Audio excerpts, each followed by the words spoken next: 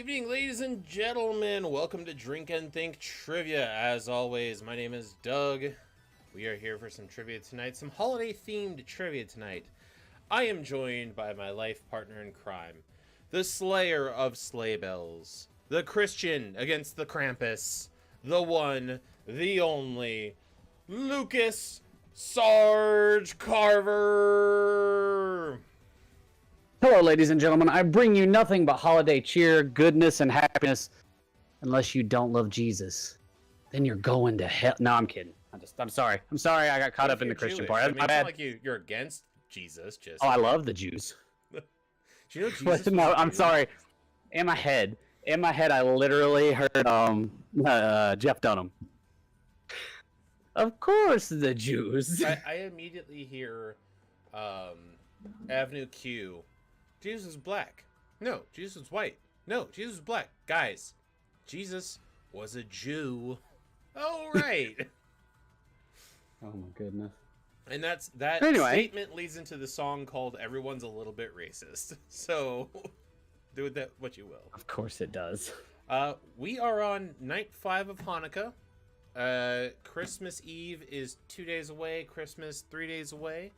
We have plenty of stuff going on. We have Boxing Day in 4 days, which is also the release of Letterkenny Season 11, which I am absolutely going to binge at 12:01 on the 26th. And 9 days to New Year's Eve. That's true. There you go. A little bit of everything. So, Lucas, instead of the regular, what are you drinking, what thinking, all that stuff, what are you doing for the holidays? What are your plans? Well, for the first time ever, in Clark Griswold fashion, I have put up enough Christmas lights that I think I am either activating the North Carolina nuclear power plant or causing 5 different fire hazards at my own house. My parents are coming down because Kim has to work both Christmas Eve and Christmas Day.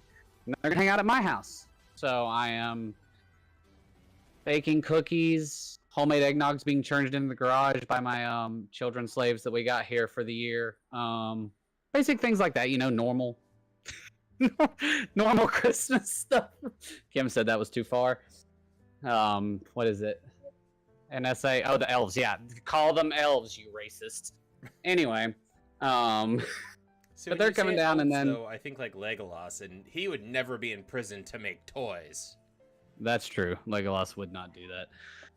But they're coming down to hang out, and then the following week we'll be hopefully coming to see you guys for in-person trivia on Thursday night, and then seeing my in-laws for Christmas. What about you, buddy?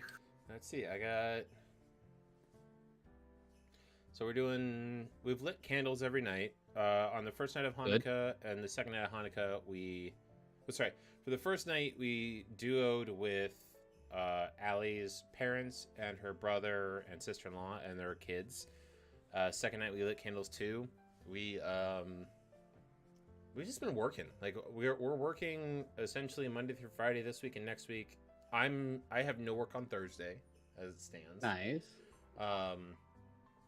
And then Saturday, so tradition for Allie, which I've kind of participated in every year, has been go to the movies on Christmas Day, but we're going down to my dad's on Christmas Day. So Christmas Eve, we have matching PJs. We're gonna sit down. We have a list of movies we're gonna binge. We're gonna order Chinese food, do the Jewish tradition there, and then we'll go down to my dad's for Christmas Day and do the whole Christmas shtick, and hopefully not strangle anybody. So it's. I'm very much. Those are good goals to set. We are very much the family of. I should say that side of the family is very much the you don't talk about sports, politics, or religion at the table, and flashing knives or guns at the table is completely fair game as long as no one gets injured who wasn't part of the conversation. Yeah, we don't do that. We just basically open gifts whenever we want to. Usually my family does it on Christmas Eve. And we just kind of chill. Politics and things like that tend to stay out because we don't bring too many people together. The more people you include, the more likeliness you are to have fun holiday times, in my opinion. Oh, we have complete opposite political views, so it's great. The best part is I never bring up politics ever. I'll just be like, oh, did you see the new like bill that just passed or something like that. I won't even say like I'm for or against it. Now, do you know what the Republicans and the Democrats and blah blah blah? And I'm like, I really don't give a shit. Like, please hand me another beer. I would like another, please. But yeah. So speaking of another beer, let's start with what we're drinking tonight. Aside from the Coors I just had and some beers I'll have later, I'm currently drinking hot apple cider with some captains in it. With some captains. Yep. With Very my nice. holiday Star Wars mug that I am super proud of. Ah, crap. I actually have to go change beer sweaters. Because I have it in a tech sweater, but I just remembered what time of year it is. I, upon your recommendation, got this thing that looks oddly like a Jack Daniels bottle, when in fact it is Jack Daniels and Coke. The country cocktails. See, I have basically a Jack and Coke, which tastes like a Jack and Coke, but it's 5%, which confuses me. So I'm curious if they put like Jack Daniels flavoring in it. Because if they put any amount of Jack Daniels in this, the balance to be 5% has to be low. Well, it's got to be like like less than a quarter of a shot versus the rest is Coke. But right, but it tastes like Jack. So, and of course I have my Bull Drop. No, it's good. It tastes like a. Kim asked if it was good. It tastes exactly like a Jack and Coke. Like, I mean, great. So I was really confused when you had originally said that. Like, without thinking, and I first saw that, I was like, your message to our group. I was like, man, those are some weird sounding like cocktails. Like you've never made like cocktails on the stream before. Like, I guess we're getting a different side of Lucas tonight. I thought you were gonna do like a with like one of those shaker things on here tonight. We're mix it. No, I mean I can do that, and I have some quality drinks that I learned last year for Christmas with my rum that's downstairs, and I thought about it, but no, I saw the holiday Smirnoffs because you always bring your holiday Smirnoff, and which I saw those, and I didn't really want to try it. I'm rather upset about. I didn't really want to try that one because you said that one wasn't as good as the blue one, which I really like the blue one. The blue one when we got the big one was amazing. But I saw these and I was like, it was like $6.50 for a 6-pack. And I was like, yeah, why not? I mean, $1. The $1 Jack and Coke's a good deal. So. Yeah, you're wrong. But the other one was like, what was the punch I sent to you? And I was really interested in that one. I'm not gonna lie, because it looked like Knockout Punch in a Jack Daniels glass thing. So I went to Safeway earlier, and I walked in because I don't have any of the Smirnoff, the red, white, and Mary or whatever. So that's where I got them, was Safeway. So I went to Safeway, and in that spot where they normally are was all of the things you were saying, like in a row. I was like, oh. So it's like, well, hello. All right, so he's not making cocktails. Ooh, Crown Salted Caramel. Ooh. I didn't even know that was an option. Well, let's jump into... Obviously, tonight is our holiday theme, because the next time that we meet will be next week, and that will be Year in Review, which will be our theme for the month. We are going to cover all things holiday, whether that be... No, I'm just going to say all things holiday. I mean, this is all things holiday. We obviously have our own personal biases toward holidays, but we leaned into all things holiday. Yep. Do we have a sponsor for tonight's stream, Doug? I forget. We have a sponsor for tonight's stream. Gensmak, that we have been pushing for the last 2 weeks, just released its game 2 days ago. So if you guys have been playing Gensmak with us, there is a game out now, whether it is virtual or the board game, which actually we have the company copy. It doesn't belong to Doug. It does not belong to Doug. Doug was just the one. We did offer to sign it at one point, but nobody wanted it. So signatures aren't worth much yet, but apparently things to come. I mean, I'm kind of thinking that like whether either tonight or next week, Gensmak might be a prize. I think so. And I feel like I could reach out and just be like, "Hey, do you mind like instead of paying us the 30, like the whatever that what is it?" Instead of sending us our funding for sponsorship, no, there's a 30. There's No, there's a word for it. Pieces of silver. Are we now Judas? Are you okay? Have you had a lot of rum in the side? Instead of us doing a 30 for 30, that was it. Instead of us doing a 30 for 30 for you, would you, like, can we send a board game? And I'm sure they would just say okay. Like, I think that'd be cool. Yeah. But yeah, we'll be playing. We will also be playing that at the end of the night. So once we finish all of our 48 questions for the evening, we will jump over and play some gensmak. If you haven't played with us before, everyone who's played it has absolutely loved it. It's essentially generation trivia. Greatest, boomer, Gen X, millennial, Gen Z. It helps you to have people around who know different stuff. But you want the best advertisement ever? Kim was angry that I didn't come get her to play last week. You know how antisocial she is, and she never participates. She doesn't even like talk to us in chat hardly, other than to chastise us. She was like, "I can't believe you didn't tell me you guys were playing gensmak. You didn't come get me." I was like, "Seriously? You were busy." "I wasn't that busy." Gee, thanks, appreciate it. So, gensmak is sponsoring us tonight and for the next couple weeks. So definitely check them out. It's a lot of fun. We played with our parents the other week and had. We played with my parents. They weren't even on the screen, and all we saw was Lucas yelling at people, which was hilarious. That's great. So we'll be playing that tonight. That is our sponsor for tonight. So they are, and even talking with, like, so I had to do a quote unquote interview with them.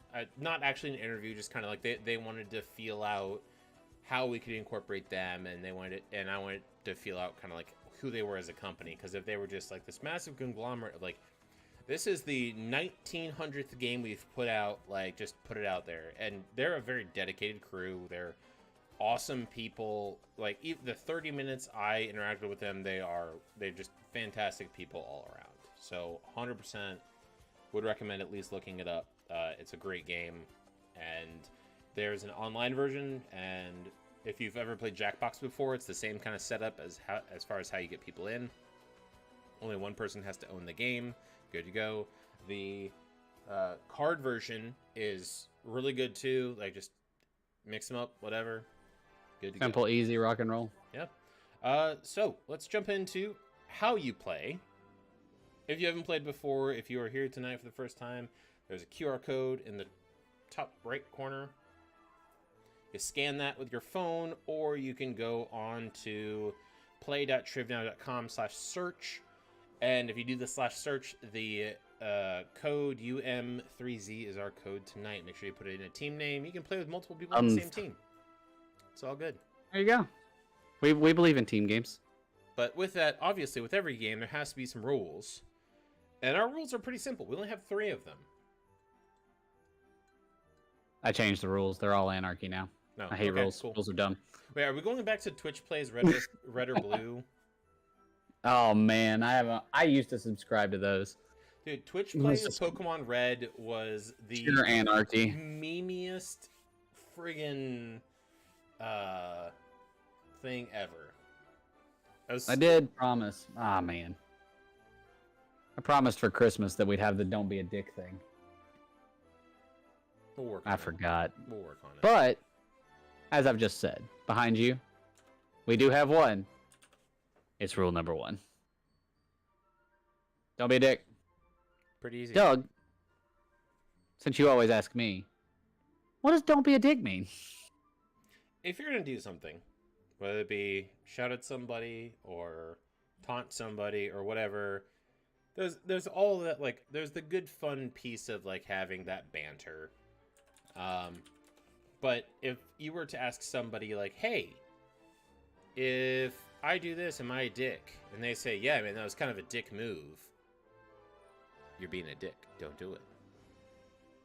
And per se, if someone were hard-headed and didn't like the fact that we had one rule, telling them not to be a dick, how do you think we counter that, Doug? Just say follow rule number 2, which is rule number 1. Also, don't be a dick. I love it. Rule number 2 is one of my favorites. There's only 3, but it is definitely one of my favorites. And because of that, we have a third rule, and we have a third rule mainly because we've done told you not to be a dick 2 times, so we figure we might diversify a little bit. And that third rule, Douglas, is... You do you, boo-boo. We don't care who you are, where you come from. Specifically for tonight, like what your religious background is, who you love, any of that, how you What you love. identify. We love all of you equally. And we do mean equally. There's no hierarchy there in any way, shape, or form. In fairness, like I love you more than I love them. that's true. I do love Luke. 'Cause you're my life partner. You guys. So, I mean, But other than that, I mean, it's not far. no, it's Like I mean, small we're steps. talking like, you know, I mean, you're Nah. measuring like millimeters here, but But still.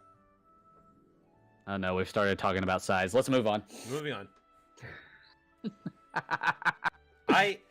Can I just say the other day, so I have to tell a story because it was just that moment of like mind meld across miles. Gotcha. So, my fiance and I are getting married in March, and her mother is absolutely insistent that we have a shower. Correction, there's a shower for my fiance. I'm going to go to Top Golf that day with my father-in-law and just probably get drunk and play golf. So, it's fine. So I get a message from my future mother-in-law, and she says, well, I need emails for these girls, and one of them being Lucas's wife, because it's everyone like in the party adjacent all that thing. So I messaged Lucas, and I was like, hey, Lucas, I need Kim's email. And he's like, well, I need to confirm that you're Doug. And I was like, okay. And in my head, I had a story in mind immediately as soon as he said that. And I started typing it out. And instead, Lucas responds with, you got double whammied while in a kitchen while we were at formals. Who was the other person? And I was like, damn it, you beat me to it. That was the You're already in the middle of the story. You just had to delete and put the name. Yep. It was great. But yeah. It was perfect that's where our minds went. It was the same thing. It was the Vulcan mind meld across distance. But so with that, those are our rules. And That's it. We got into what we're drinking, so let's get into the thinking. The heavy part of this, quote unquote. Do you want to start us off? With our first category of the night. It's Hanukkah, it's Chanukah. It's the most wonderful time of the year for us, some of us. For others, it's Bah Humbug season. But speaking of Christmas, let's start off the night with the holiday of lights. How many nights are there in Hanukkah? We gave PS4 Gamer 20 minutes to try to get in for the first round with our intro. I really hope. Ian, you better be there. That's all I'm saying. It'd be great if we stalled long enough. Buddy the Elf. It's a Wonderful Bunghole. National Lampoon's Bunghole Vacation. Yeep. Holiday. Tiny and Scrappy. I love it. I love that. I love that they added holiday. And a Christmas Bunghole. I don't know what their theme is. I'm going to give it to him. The Christmas Bunghole, I'm going to give it to him. Just because it falls in line with the GIF. The Christmas Bunghole, one of my favorites. National Lampoon, probably my favorite. It's a Wonderful Bunghole is a swing and a miss for me, not because I dislike the movie. I just don't watch it that much. Home Alone definitely. Bung Home Alone probably would have been higher on the list for me. Knowing who I am, Lucas, what do you think my favorite Christmas movie is? Knowing you? Yeah. What's your favorite? It's Die Hard. Oh, 100%, yes. It's Die Hard. It's got to be. And don't tell me it's not How the Grinch Stole Christmas. It's a Christmas movie. In the modern day. Do not tell me. Absolutely. Yeah. Do not tell me debate. That it is... No, it is what happened if Whoville found out that the Grinch was stealing Christmas and they fought back. Like, that is what Die Hard is. I actually thoroughly enjoy The Grinch too, but that's a whole nother story. I like the old animated version that we used to watch as kids, but Jim Carrey's version is good. I loved all of those old Dr. Seuss animated ones. They were really good. They were. I did like the Jim Carrey version of The Grinch. I thought that was fantastic. I wasn't a huge fan of the CGI. I heard the new one people loved. I wasn't a big fan. I don't even know that I've watched it.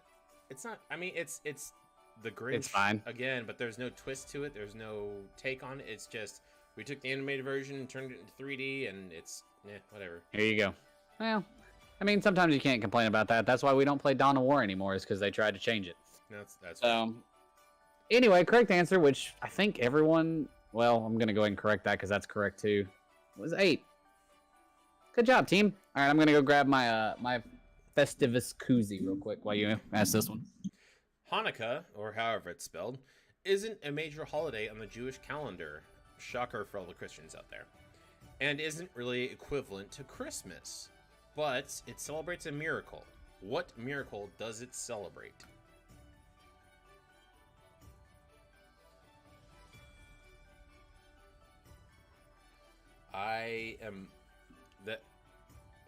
There's several answers to this. That's why I turned it into multiple choice, because I feel like there's probably going to be some kind of someone or other who's like, oh no, well it was actually this, that, or the other, and it was, yeah. Yeah, no, I mean that makes sense. Also, I adore Chucky with his Jewish flag. I found it. I knew where it was. That's great.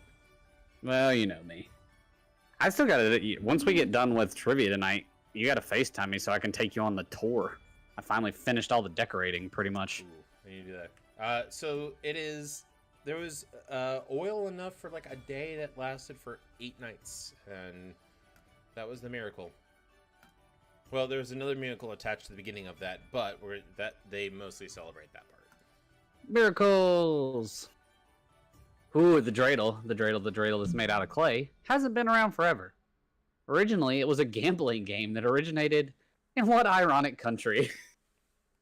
If not everyone gets this. I'm sorry, I got to giggle on that one just a little. So I asked Allie this. I was like, what would be an ironic country? And she named all of the like politically ironic countries, and I'm like, no. What is your first thought when you think of this? When I say this, and she was still wrong. Yeah, no, I mean, that makes sense to me. I don't know. I don't know a lot about. Then again, I don't know a lot about like European dynamics. I know that they're in the Middle East. I mean, like you know about the dynamics between Israel and Palestine, right? Well, yes. Yeah. So and Jordan and that, I understand that. The Gaza Strip, as it were. I know actually a decent bit about Israel because my dad's actually been there. Because it's the Holy Land, and you have to pilgrimage because we're weird Protestants. What do you want from me? All 6 answers in. With pure irony, it's Germany. It was a gambling game in Germany. Dear Lord help us. So the question is, did they pick the dreidel up? No, not meaning anything here, but seriously, did they pick the dreidel up in concentration camps? Like it was a thing? No, actually what? Not. No, I'm being serious. No, so there was a huge population of German and Polish Jews who, way before, we're talking who adopted, yeah, because that was the whole point of the removal process. So they, I mean, it just became part of the culture because they were in Germany and Poland. Yeah, we're talking like 1800s is when like this got picked up, not 1920 to 1950. Yeah. That's really cool though. Yeah, it a lot of the culture now originates. So there's a distinction between, like, I will call them Eastern Bloc Jewish, Jewish and Western Jewish. And so there were those who were in like Poland and Germany and France and Turkey and like those areas. And then there was those who were like Russian and like Bolshevik and like those, and they're very similar in almost every regard, but some picked up more of the Western European culture, some picked up more of the Eastern European culture, but this was one of those ones that they picked up as a game for kids, which is the funny part. Like, adults do not play with their dreidel, only the kids do, for chocolate coins. Just so funny, man. It's so funny how stuff like that works out sometimes. And I do not mean this, it's going to come off as extremely racist when I say it, I understand that. Oh no. But if you look at some of the Jewish traditions, they are based around money. So like the dreidel is chocolate coins. If you go like Passover, there's something called the afikomen, which is at the beginning of the night. The host breaks off a piece of the unleavened bread. I forget what it's called off the top of my head, and hides it. And Okay. the first person who finds it wins a prize. And it's money. But the point of it is supposed to be like to keep the kids interested until you finish the Passover service or so, and then say, "Go find it, go," and then they go like, and normally it's money that they win. But a lot of their traditions for children are based around money or money adjacent, which is kind of where the stereotype comes from. But knowing the people I know, like, it is not accurate at all. I know, right? My dad, according to the stereotype, my dad is more Jewish than the Jewish people I know. Funny. But anyway, next question. Your question. The Maccabees were celebrating driving out the Syrian Greeks from their temple, which led to the name Hanukkah, which translates to what word in English? Oh yeah, I learned this while writing a different category. Otherwise, I would not have known. I have to learn these things by searching the internet. Also, I'm really upset that autocorrect cannot distinguish purging without the E. So like I wrote this, seriously? I wrote this in Word first, and it kept red underlining purging. And no matter how I changed it or right-clicked it, it would not spell purging correctly. That's odd. Yep. Well, the answer is actually dedication. They were so lighting the candles for Hanukkah was actually a dedication for the military victory that was driving the Syrian Greeks out. There we go. I was changing a later question, by the way. Ryan had asked me to change one, and I forgot to do it. Gotcha. If you haven't had a latke, you're missing out. It's essentially puree, fried potato, onion, with a topping of your choice on it. Why is it fried? So wait, why is it fried? Yeah, why is it fried? Why do you fry latkes? Also, all this is a tater cake. Yeah, it essentially they make those in the South. It's very much a McGriddle. Like, no, not a McGriddle. This is a tater cake. A hash brown. It's a hash brown. Yeah. But we make my family makes tater cakes like this. Like, legitimately, the picture you have there could be tater cakes. It's just like tater chopped up with onion and stuff in it, and they fry them in a cast iron skillet.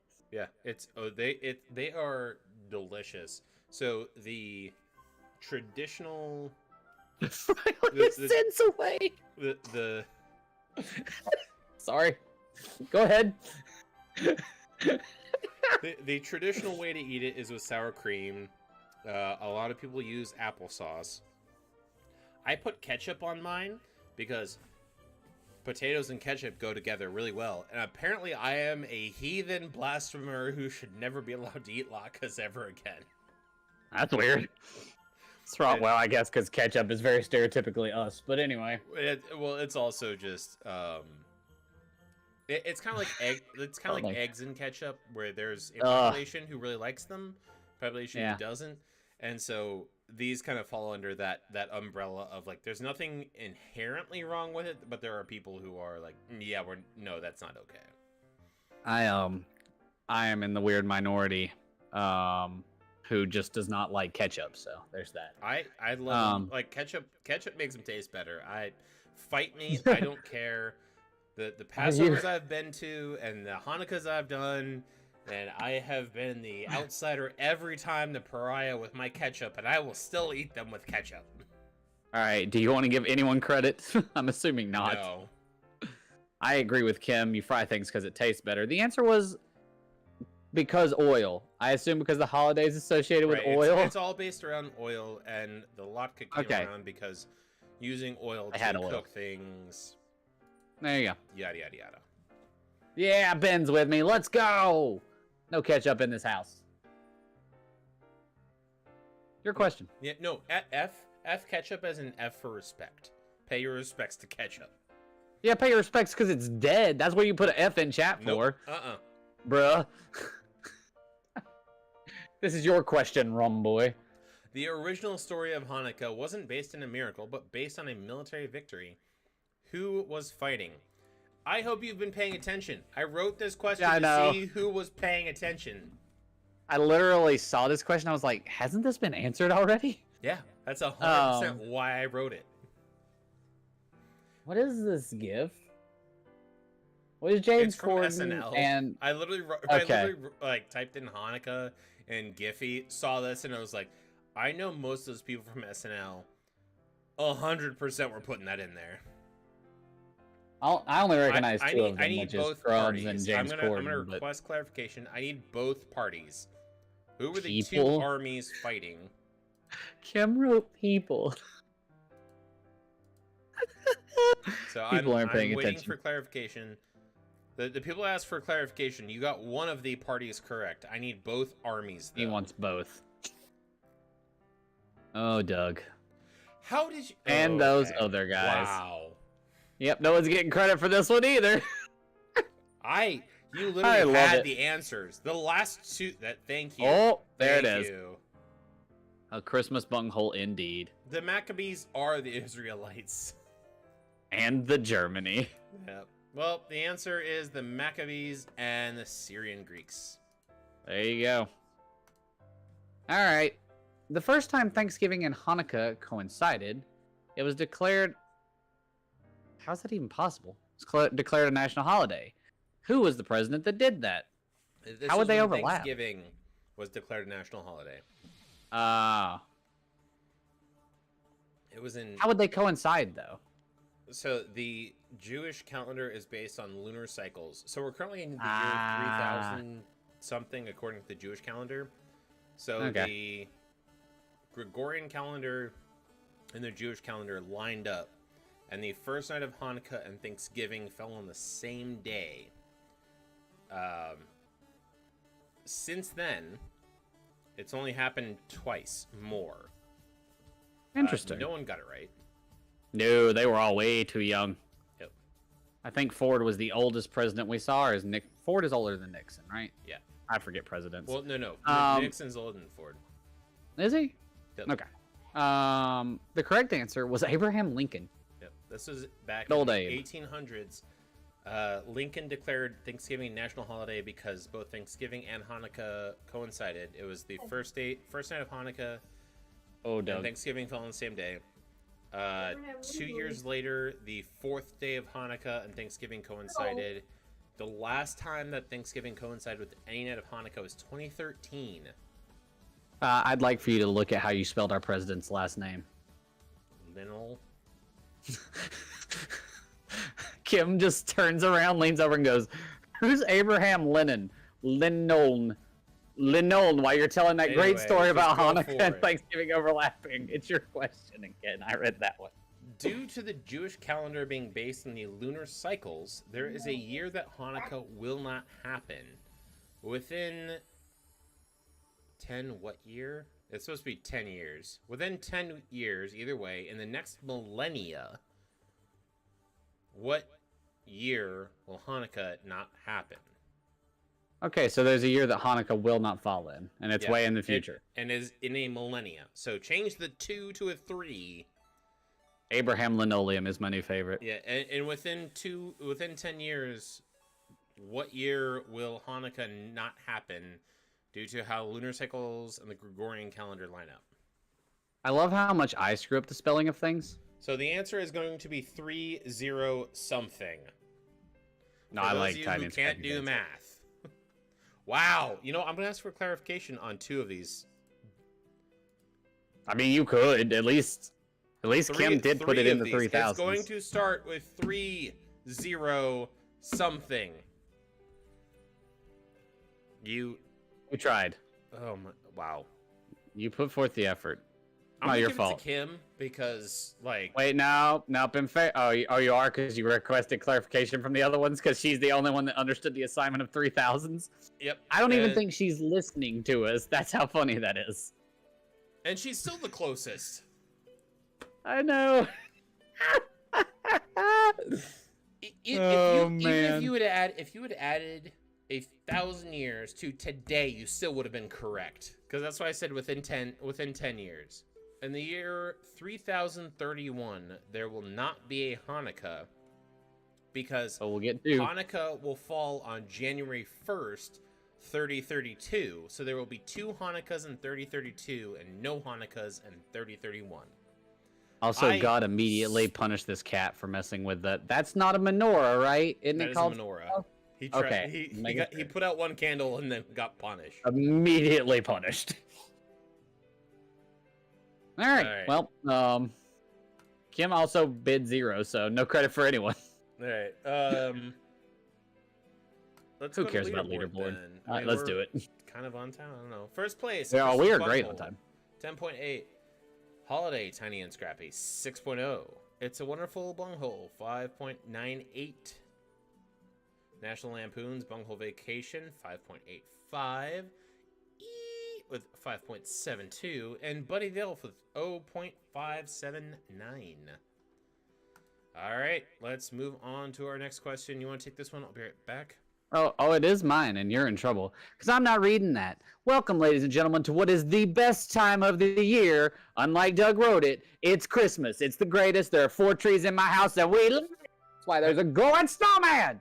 Anyway. You know that meme of Theoden, like, sitting on the wall at Helm's Deep, and it's like, some people at Christmas, oh my gosh, Christmas, and then people are like, so it begins. I am the second. And I am literally the invading army of the, they're not orcs. What are they called?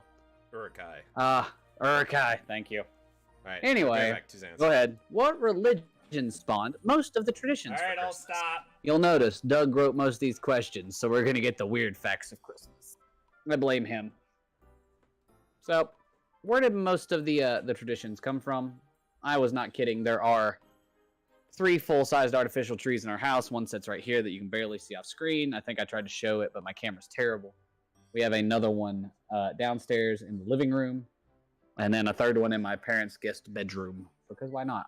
I'm curious. I can't see the question being asked. There it is. Okay. My stream is way behind. Woo! How many people we got in? We got 6. 6 in. The correct answer is the Druids. He gave me no notes, so it's Druids. Next question. Mistletoe. Which, why the hell does that tradition exist? Because kissing, Doug, has one kind of relationship with the tree it grows on. What relationship does it have? We actually have a thing of mistletoe in our house. I remember we always had one in my family's house, too. It was right after you left the kitchen. Like, front door, kitchen, and dining room were there, and then you came through under mistletoe. Also, it's a good excuse for shy boys and or girls to still somehow get kissed, Doug. Wait, that's what? why it's mistletoe. Joking about why mistletoe actually exists. For all those shy weirdos of us. Most everyone correct. It's a parasitic relationship. It eats its host. But doesn't kill it. There was several times in my life that I avoided a mandatory kiss. So, I used to go to private school back in 6th grade. It's called Fredericksburg Christian School. Very good. And when you had a uniform, you were allowed to pick a polo of one of 3 colors, blue, green, or white. Then you were allowed to wear slacks that were either khaki or blue, and that was it. But on your birthday, there was a tradition they had where every teacher you had would put lipstick on and kiss you to leave kiss marks on your cheek so that everyone knew it was your birthday. Good. I was not okay with this because there was a day that came up that they were like, people who have their birthday outside of the school year deserve a day to, like, be celebrated. Participate, yeah. And I shut the fuck up because I was like, there's no way in hell I'm letting them know because June 23rd falls outside that date by about a week. And, nope. And I shut up. And they pulled up my file. They were like, Doug, it's April. We're finishing up. Wait, it hasn't happened. June 23rd. It took 6 kids to hold me down so a teacher could kiss me. That's oof. And I'm like, I'm not okay with it. And it took at least 6 in every class until gym, because I had a male teacher for gym. And someone yelled like, it's Doug's birthday. What are you gonna do? And my gym teacher looked up, and he is my hero to this day, where he said, not a damn thing. And I was not a thing. I was like, Thank you. That's pretty great. Thank you. That's pretty great. At a Christian school, I got sexually assaulted by several female teachers, probably over their 50s for all of them, if I'm being honest. No, wham. Read the next question, you crybaby. I'm just kidding. I'm so kidding. I will say this: keep how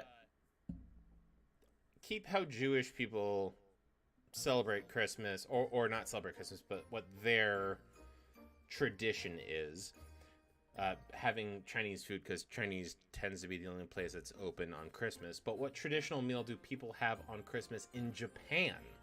Or I should say, what restaurant do they normally order from in Japan?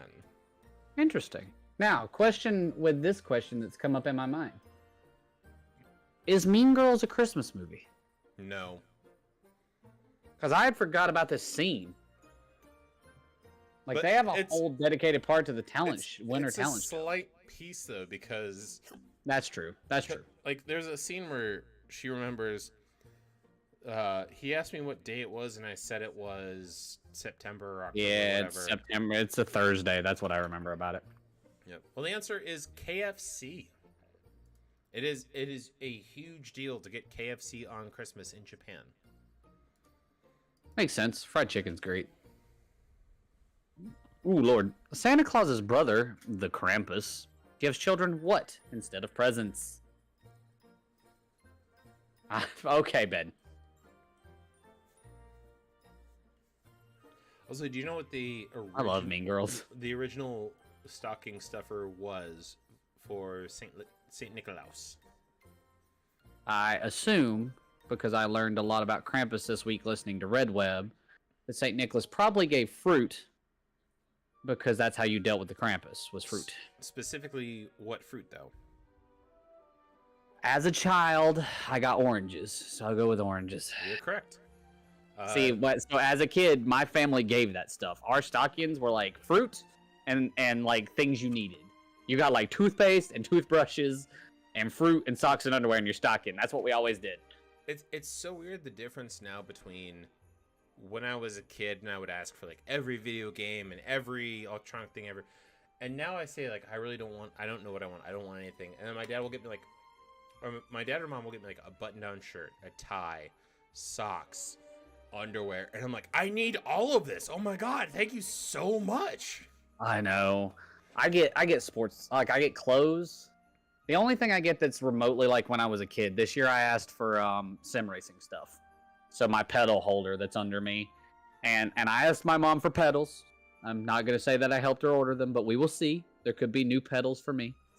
But anyway, other than that, it's stuff. I got this shirt as a stocking stuffer like 3 years ago. I'm pretty sure my favorite gifts that I've gotten, like my brother-in-law got me a pair of Carolina Hurricane socks. I wore them till there were holes in them. I just love sports things, and I like clothes now. And then, yeah, walnuts, Mama Fafro. Walnuts were a big thing. But yeah, stockings, that's what my family does is stockings. Me and Kim are going tomorrow to Target, and we're setting like a money limit, and you fill the rest of their stocking with things that weren't gifts. So it's the generic things you need. Our stockings were always a single movie. Normally something that we would watch until it broke down back in VHS time. Right. Some food of some sort, like jerky or nuts. I've gotten jerky. Oh yeah. Maybe like one full-size candy bar, maybe. And then it was like the things you needed. So like pens, pencils. Yep. There was one year that I got flashcards for Latin because I was taking a Latin class, like things like that. So it was never like there was never a theme to all of it. It was kind of like, hey, we'll give you some stuff you can snack on all day while watching this one movie, and then the things that we know you're going to use over the next couple days or the next couple weeks. Yeah. The correct answer: Krampus eats people, and yeah, I feel that. We might swap the movie out for a game or a CD. Yep. I know multiple years I got a Nickelback CD in my stocking because my mom was like, "You like them?" I'm like, "I do like Nickelback. Thank you." At one year they couldn't figure out what my sister, because CDs, one or twice CDs would be put in there, and then the iPod came out, and they could never figure out what my sister liked because she always said like my favorite band is X, Y, or Z, on any given day it was something different. So they're like, here's an iPod, like iMusic card or whatever the hell it's called. So Yep, nope, definitely does. but yeah, Krampus right, what do we eats got? people. Yeah, Christmas was illegal from 1647, banned by Oliver Cromwell, till 1907 in the USA. Which state was the last to make Christmas legal? This is kind of like how Juneteenth works, where Oklahoma was the... Damn it. Here's the thing, Doug. Kim doesn't listen to the stream, so she didn't get it. But if everyone's paying attention, oh, they locked in their answers too quick. They were trying to get points. Yep, it's Doug gave the answer away. If you were paying attention, But, team, he literally just said the state. there was one state that was a holdout, and they were the last. How? Wow! I just wow. I even tried to help Kim, who glared at me, but she wasn't paying attention.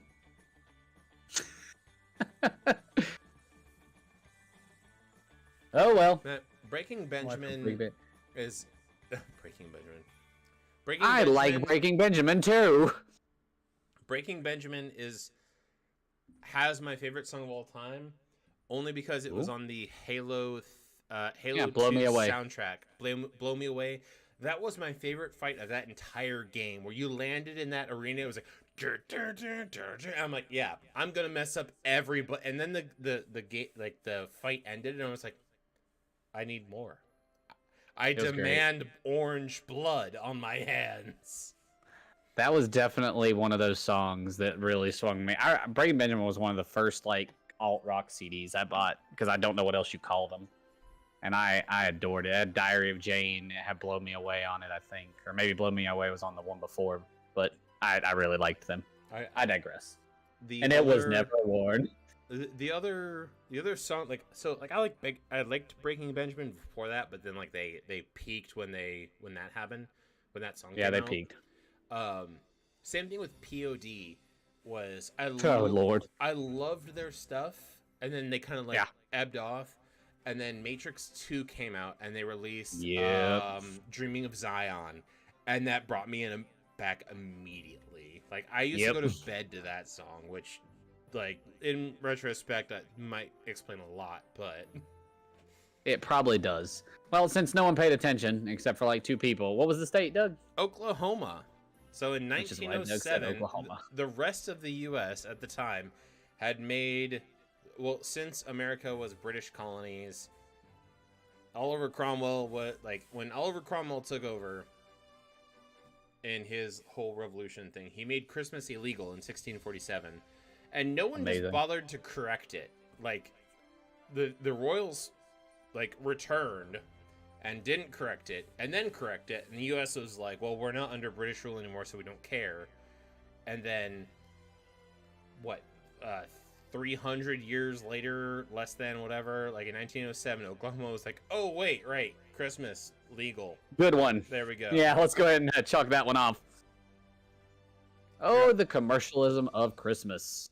Which of these were created strictly for commercial purposes? I can't say anything about this. I've literally already said there are 3 full-size trees in here. There is a 3-foot one in the other room. I literally have stopped. I stopped at Dollar General last night and bought $30 worth of signage and Santa Claus things, and then went back to Walmart today.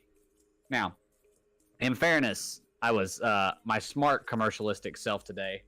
We have a photo downstairs that's like a canvas painting of an old church, and it lights up and has a timer. I have that hung on a door. I wanted some of those to go up my stairwell, but they cost like $30 a piece. Today at Walmart, I found like canvas paintings for like $7, and then bought a set of lights and taped them in them so they light up on timers. $11 Christmas hack. The correct answer, Rudolph. Rudolph was created strictly for commercial purposes, which I find super interesting, because I wouldn't say that Rudolph is, I guess because he has basically a light on his nose. I don't think of Rudolph as an extremely commercial character. It was the Rankin Bass Rudolph movie that created Gotcha. That created him. Well, I get to read the last question, so this one's yours. Because I got to read two while you were gone. The Christmas wreath is symbolism that Christianity co-opted, saying it represented what from their religion? It should be their religion, not the religion. It's fun. Grammar is not my strong point. You know this. Do you have a poster of Barobu above the "Don't be a dick" thing that I've just never noticed? No, or is that Yoda? It's Yoda in Dagobah's swamp. Is that Dagobah? Okay. Actually, hold on. I'm actually kind of proud Makes of this. sense. It was at one of those like what is it, paint and sip thingies or whatever. Hold on. Yeah. Wait, paint and sip. You painted it? Yeah. Seriously? Shit. Hold on 1 second. I'll just take my camera and do this. I was about to say, just take the camera. I'm not pulling it off the wall. So it's moving the camera. So it's Yoda sitting on branches, and there goes R2 in the distance, just being flung. Yeah. Across. But yeah, I painted. That's really good. I'm so proud of you. Those paint and sip actually like this is another one that I did. Oh, that's really good too. Dang, dude. There we go. There's I mean, other... you have like a basic image and you just fill them in painting, right? No, they kind of give you the basics of like. So we want to start with the background. So take your brush and just kind of sweep black all over like this part and go to town. And wow, they give you kind of like the basic outline more or less, and then you kind of do with it what you want. So like how you paint big roots is take this brush and they like so when we were color doing, me impressed. When we were doing that one, the instructor started naming the brushes, and she's like, here's Roy, the big one. Here Big is Bill, the slightly smaller one than Roy, who always tries to like live up to his potential but never can, and put like backstory behind all of them. So when she was like, everyone take out Steve, and everyone's like, I know who Steve is. I know who Steve is. That's great, dude. Those just look awesome. So anyway, now what they do is there are actually like places that do this where that's their entire thing. Instead of it being at like a brewery or whatever that you do it in a group, like there are straight up shops that you can like just go into that have a bar, and then you sit around and paint. We might have to try that. There's literally one 4 minutes down the road if you want to try one when you're down here. I'm intrigued. What's the correct answer for the wreath? Crown of Thorns. The wreath is supposed to recommend, or not recommend, represent the crown of thorns that Jesus wore on the cross. I have been a Christian my whole life, son of a Baptist preacher. My mother made wreaths my whole childhood. I've never heard this. Jingle bells, jingle all the... Yeah, no, Doug's trying to ruin everything Christmas. What holiday was that song originally written for? Do you have what the original song lyrics were? No. Or is that the actual? No, they never mentioned Christmas in that song, though. Jingle bells, jingle all the way. What fun it is to a horse open sleigh. Hey, it has a sleigh. Jingle bells. Really, it was crazy for a sleigh is just a vehicle that has 2 skis on it to get through the snow. So my name's Dick. Hell, whatever. It'll snow in Minnesota in Thanksgiving, so that's true. Or Chicago. You need a sleigh for that. Oh, so its original title was just the One Horse Open Sleigh, by the way.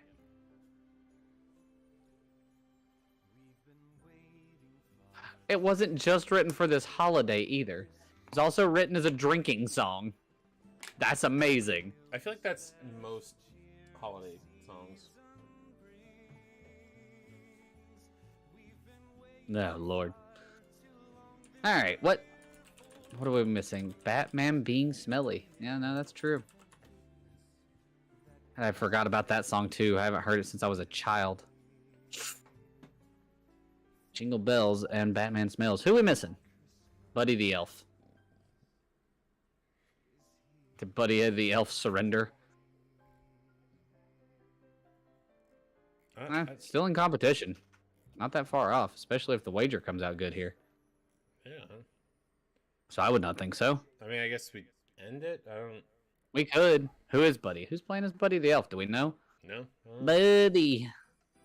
We wait to you.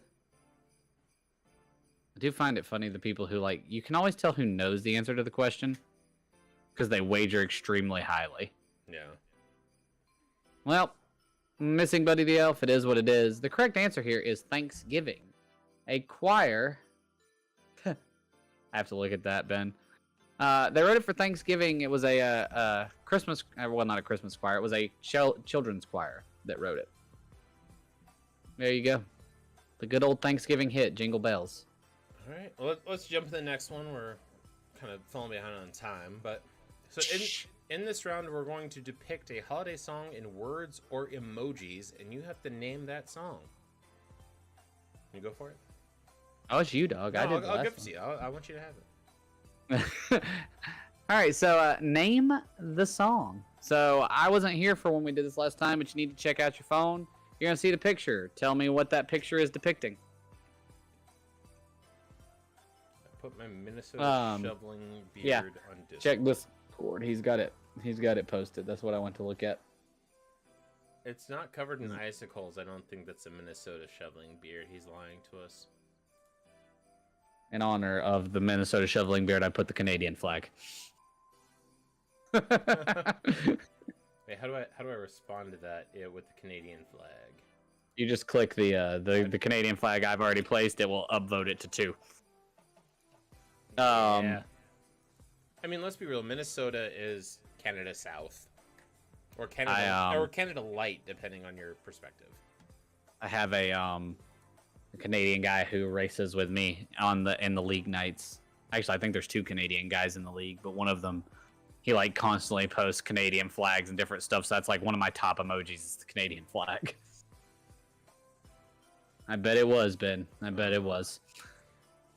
I think Buddy is bowed out. Surrendered. Yep. So it goes. Everybody got it. That is Holy Night. Holy Night. Is something good. It's one of my favorite Christmas things. Well, is that a podium? A podium, you say? A podium. Ryan had fun with this. It makes me happy. He really did. I enjoy these too. I didn't get a chance to look these over like I did the ones last time. I'm kind of sad that we didn't, because I was crushing it last time. Yeah. Except for, what was it, 1 or 2 that we didn't know? The one that I vapor locked on that I finally figured out was it was one of those weird older sayings that you don't hear a lot anymore. And I had to think and think and think, and I finally like popped it out of nowhere. Is it 2 weeks ago that I wasn't here? No, because I was here for every week of gensmak, so it would have been December. Everybody's in? That's yours. The answer is The First Noel. Why are they all sung by Cartman now? I don't know. It's plain and simple with this one. Tell me what that is. I do like the picture rounds. Let's see here. Scroll.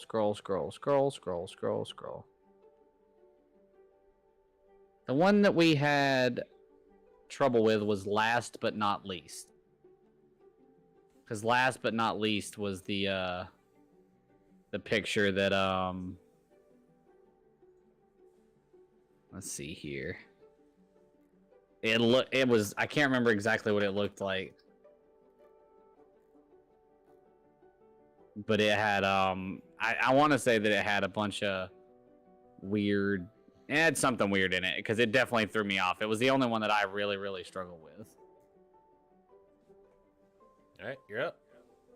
I am up. It is, well, oh wait, were we done? Did they all lock it in? Oh yeah, 5, 6 done. That's pretty easy. That is Blue Christmas. I'll have a blue Christmas without you. Now shut up, Cartman. This is Elvis. Don't call me fat. Can you figure this one out from the emojis?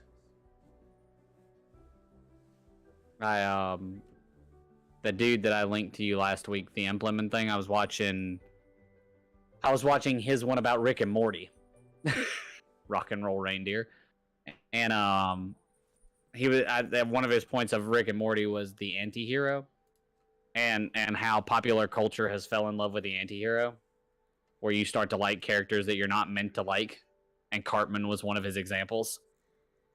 I don't so much see him as the anti-hero so much as the like dog. He literally actively tries to murder Kyle most episodes. Right, but like that's not anti-hero is kind of like the I'll do it my own way. I'll get the job done, but not in the way a hero would. So like Deadpool being an anti-hero. Yes, he murders and is foul, but he normally goes after the bad guys. Cartman straight up dressed as Hitler one time. Like, he's not an anti-hero. He is just a straight up, like... He is a... What do they call it? A sympathetic villain. Like, you see kind of where he comes from. But people, like... They're like, okay with that. Like, he's a spoiled brat. And you kind of get why he does the things he does. Because no one ever checks him. And when people do check him, he manipulates them into thinking that, like, oh, well, I should feel bad for him. Yeah, and you can kind of get Cartman. You can kind of get why he's a dick, but he is. That doesn't make him an anti-hero. That just makes him like you're sympathetic towards his plight because anyone else would get the shit slapped out of him. Yeah, I guess. No, like anyway, what's the answer to this one?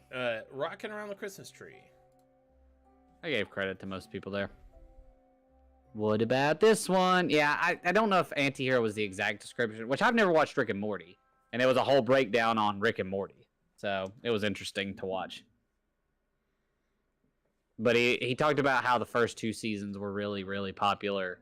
And he felt like really good. And then the show, everybody argues that the show either like went too full throttle with Pickle Rick or fell off a cliff or people liked it, yada, yada, yada. But it was like a breakdown of how Pickle Rick kind of split the fandom. I did find it interesting, though, the discussion of fandom. The correct answer here, which everybody got, that's Silent Night. I got that. All right.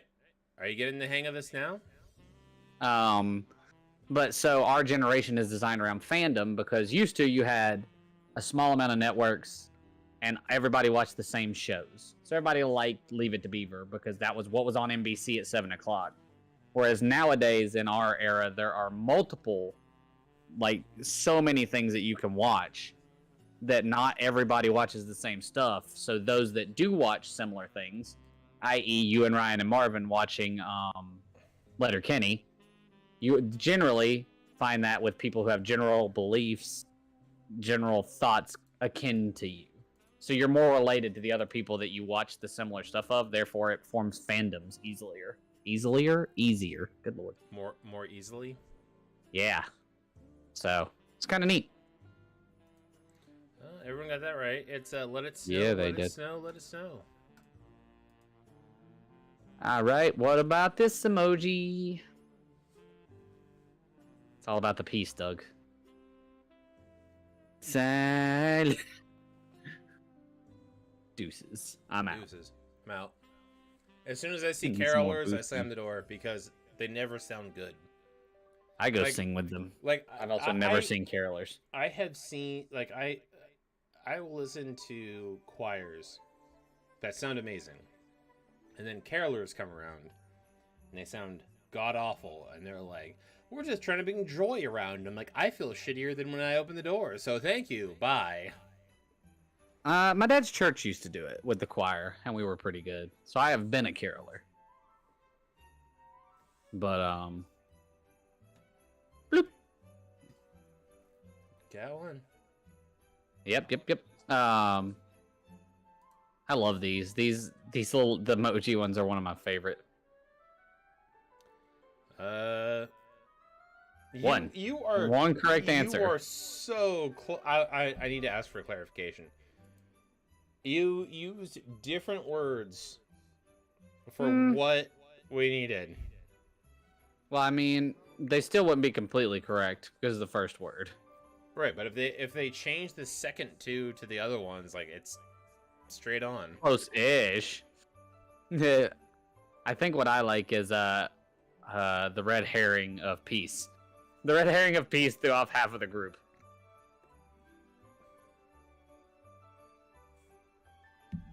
Which wasn't intentional. I just thought it looked like peace. I don't know. You requested clarification. You still waiting on it? Yeah, I'm gonna give him 10 more seconds. 9, 8, 8, 7, 6. Oh, countdown's begun. 5, 4, 3, 2, 1. Read. And then the question. What? Question is done. That is joy to the world. Party Deuce Planet is pretty close. Fairly close. But not quite there. And the last one. Ow! You alright? I have a hair right here, and I keep accidentally, like, I'll go to lick my lips, and I catch it in one of my teeth, and it pulls, like, bottom of my chin up. It hurts. Leave me alone. Just ask the question. We have another player now. What? We have another player now. Rudolph is here. Rudolph is here! Rudolph.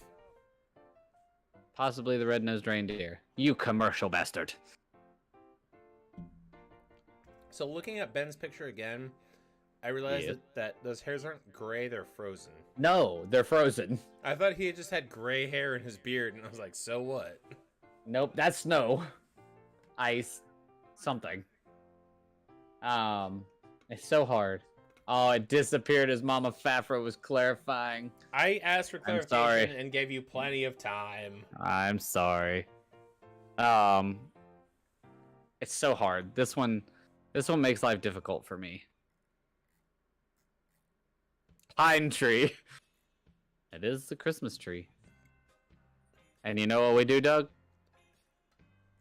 Feliz Navidad. Do, do, do, do, do. Feliz Navidad. Feliz Navidad. Nope, don't know the Spanish. Feliz Navidad. I'll just make those words up usually. It's great. Prosperos años feliz Navidad. Things you learn. And a happy new year, essentially. Cool. So yeah, that's Feliz Navidad, and we are to the halfway point. Alright, let's throw up the teams. Hit it. Christmas Bunghole, 45.796. Holiday Tiny and Scrappy, 39.202. It's a Wonderful Bunghole, 30.856. 35.023. National Lampoon's Bunghole Vacation, 30.7. Buddy the Elf, 7.357. And Rudolph with 0. But that's fine, because Rudolph just started. Honestly, if you do well for a while... Yeah. The comeback is always possible, dude. The comeback is always possible. Because there are some people who wager very poorly. Also, in fairness, if you come back that close, Doug always pays attention, and you end up with something by the end of the night. I mean, you're not wrong, but... Alright, that's all you. All right. Poorly Described Movie Plots Holiday Edition. Time for poorly explained movie plots. Name the movie. A lactose-intolerant man murders Santa Claus and impersonates him to win back his son's love. Love it. This is something I still gotta watch. How can you become such a beloved character, and then you essentially it essentially takes like 4 other networks picking up your shows and stuff to like make you more palatable now?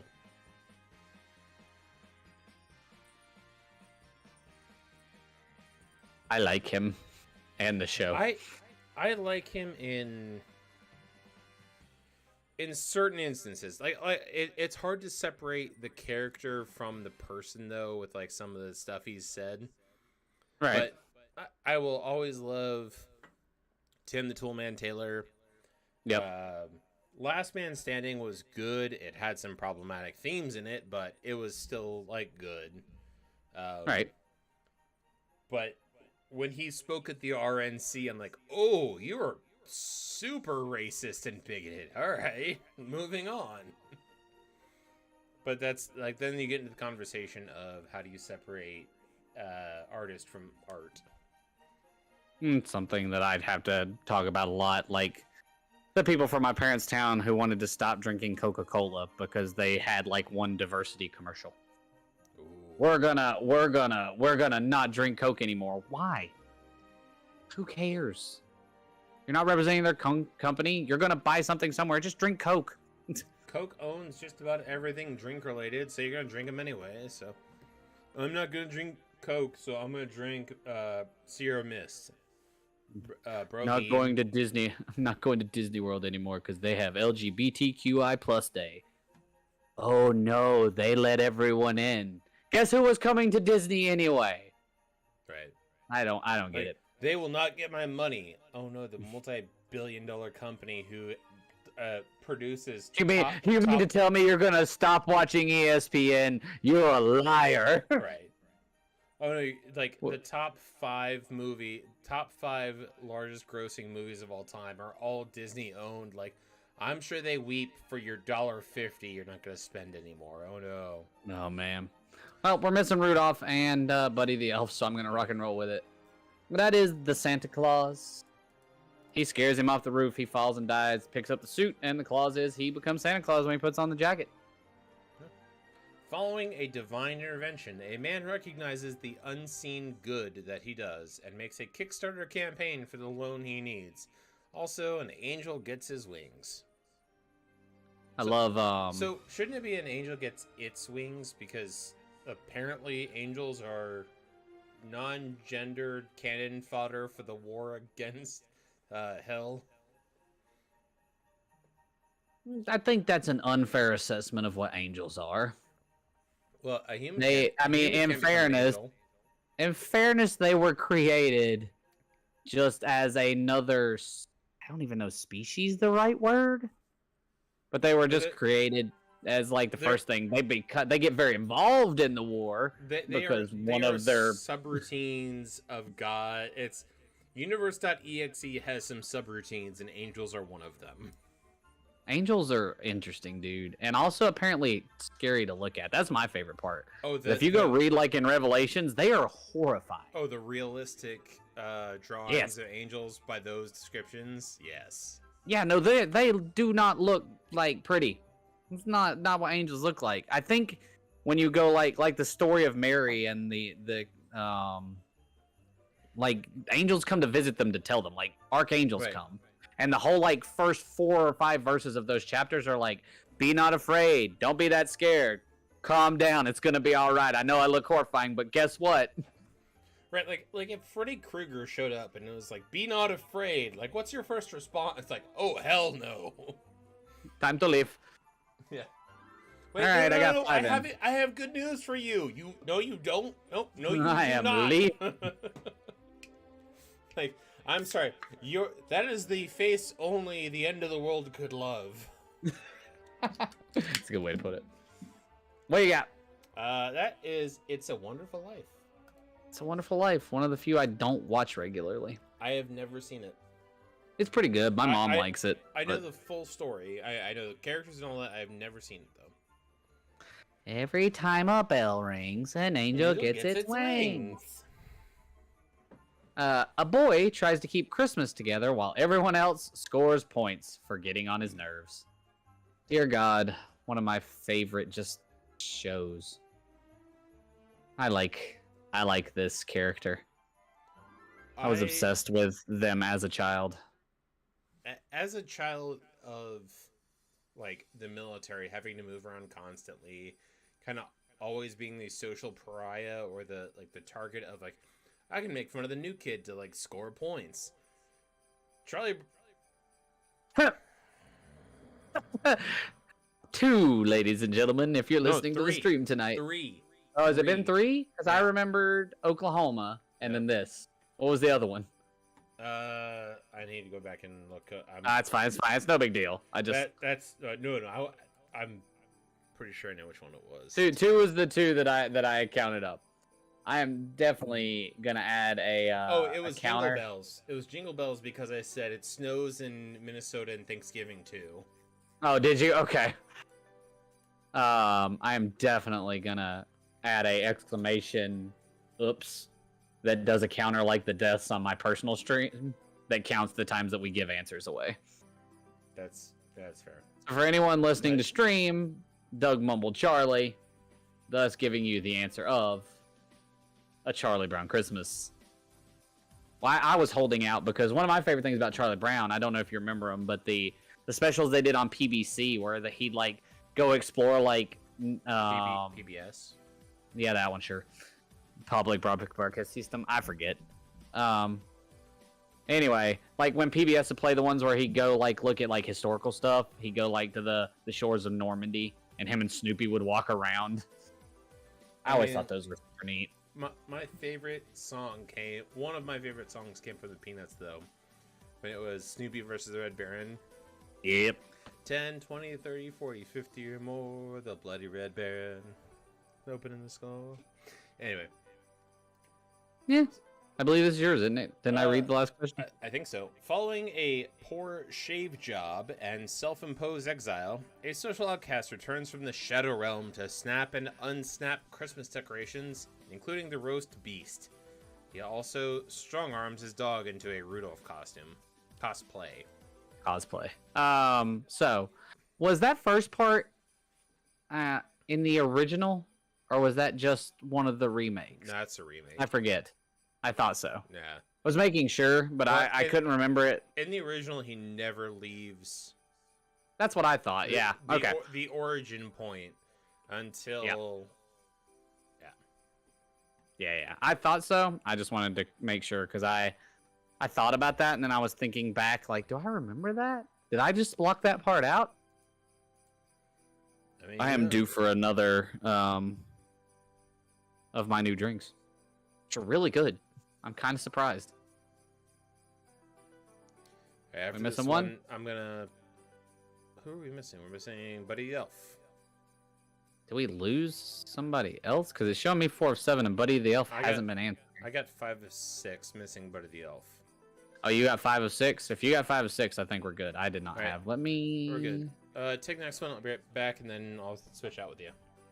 Cool. Answer: How the Grinch Stole Christmas, or The Grinch, obviously. A man reminisces about the time everyone cared about his safety and told him what he wanted for Christmas was a bad idea. And as an adult, he still isn't over it.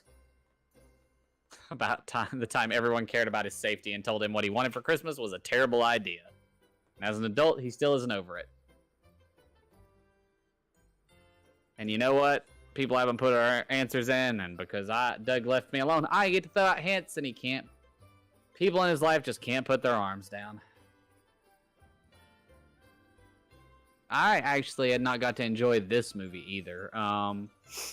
My in-laws leave it on the 24-hour loop on Christmas Day, and I had never really seen it because my mother does not like it.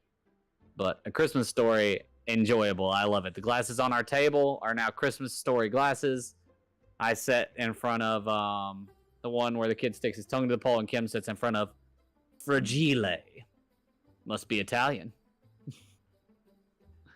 An orphan baby meets his dad, who's not excited about the way things turned out. Another movie that I didn't watch a lot until I met my current wife, and she forced me to watch this. I like how you said current wife there. Like, it's like... She's my current wife. I was gonna check and see if she paid attention. Oh, there it is. Thanks, Doug. Apparently. Now, why is she throwing shit? No, quit. Bad lady. Put it down. Put the pen down. I don't know why I'm playing dodgeball now. If you can dodge a wrench, you can dodge a ball. Apparently, if you can dodge a ballpoint, you can dodge a ball. So I'm showing 3 of 6 in, and I'm pretty sure we have all 5. That thing is super broken. Buddy the Elf missing. Yep. So that is Elf. I was never a big Will Ferrell fan. Yep. But I like him a lot now. A bunch of kids are lulled out of their homes by an old man who gives them hot chocolate. We were watching this the other day, or not the other day. We were watching this a couple of years ago, and Kim's parents' godchildren came over, and one of them was horrified by this. He couldn't watch it. Like, he started crying halfway through it and ran out of the room. I don't know what it was about it, but it just did not go well. Hold on, I have something for you. You have something for me? Yep, hold on. I will send it to you in Discord. Okay. Sounds lovely. I'm actually gonna go set up that thing that I was thinking of. Bloop. It's the exact scene you think it is. Yeah. Okay. But just listen to it. The soundtrack makes it so much better.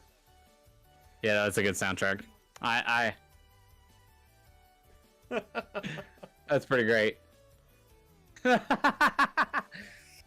What is that? That's Street Fighter, isn't it? No, that's Initial D. It's Is it? It's an anime about drift racing in Japan. Deja vu. I can't think it's on people. Alright, answer is the Polar Express. The song just is like sounds just like something. I know it. That's what's crazy. Hold on. And then the final question of the round. That's all you. You told me hold on the question or just in general? No, just go ahead. Do your thing. Okay, cool. Last question of the round. It's wager time. It's not wager time. No wager points for you. Get wrecked. Man dines and dashes, gets caught. Am I right? Is my math wrong? We already passed halftime. I screwed up. I don't know. Whatever. We did have time. Anyway, that's the original. Okay. A man dines and dashes, gets caught. Judge gives man one last chance at redemption by forcing him to referee for a youth basketball league, where he learns to be a better person and falls in love with his childhood girlfriend. You sent me the original version. The music is what's throwing me. And I want to know where I've heard it before. Oh! It's because Jimmy Broadbent uses this as his intro music. Wait, seriously? A dude wrote a different version of the song for him as his intro for his racing streams. Wow. Hold on. Yeah. I don't know if it's the original composer or what, because I looked forever to try to find the song. If you don't know, Jimmy Broadbent is the YouTuber that I watch for road racing. He's a sim racer who now gets to drive real cars because during the pandemic he got like almost 1 million subscribers on YouTube driving and got hired on a team that does races in Britain now. Wow. And they won their league last year. Anyway, the correct answer, is 8 Crazy Nights. Which someone answered as the first answer tonight and still got it wrong. Hilarious. All right. Yeah, so I was right. That was the end of the round. That's what I was trying to piece together. All right. While you explain the 50-50 round, I'm going to get my other drink. We'll rock and roll. All right. So, the world famous 50-50 round. We're going to give you 2 options. We're going to give you a timer. Actually, hold on. Let me pull up timer. We're going to give you a timer of 2 minutes and 30 seconds to answer this entire round.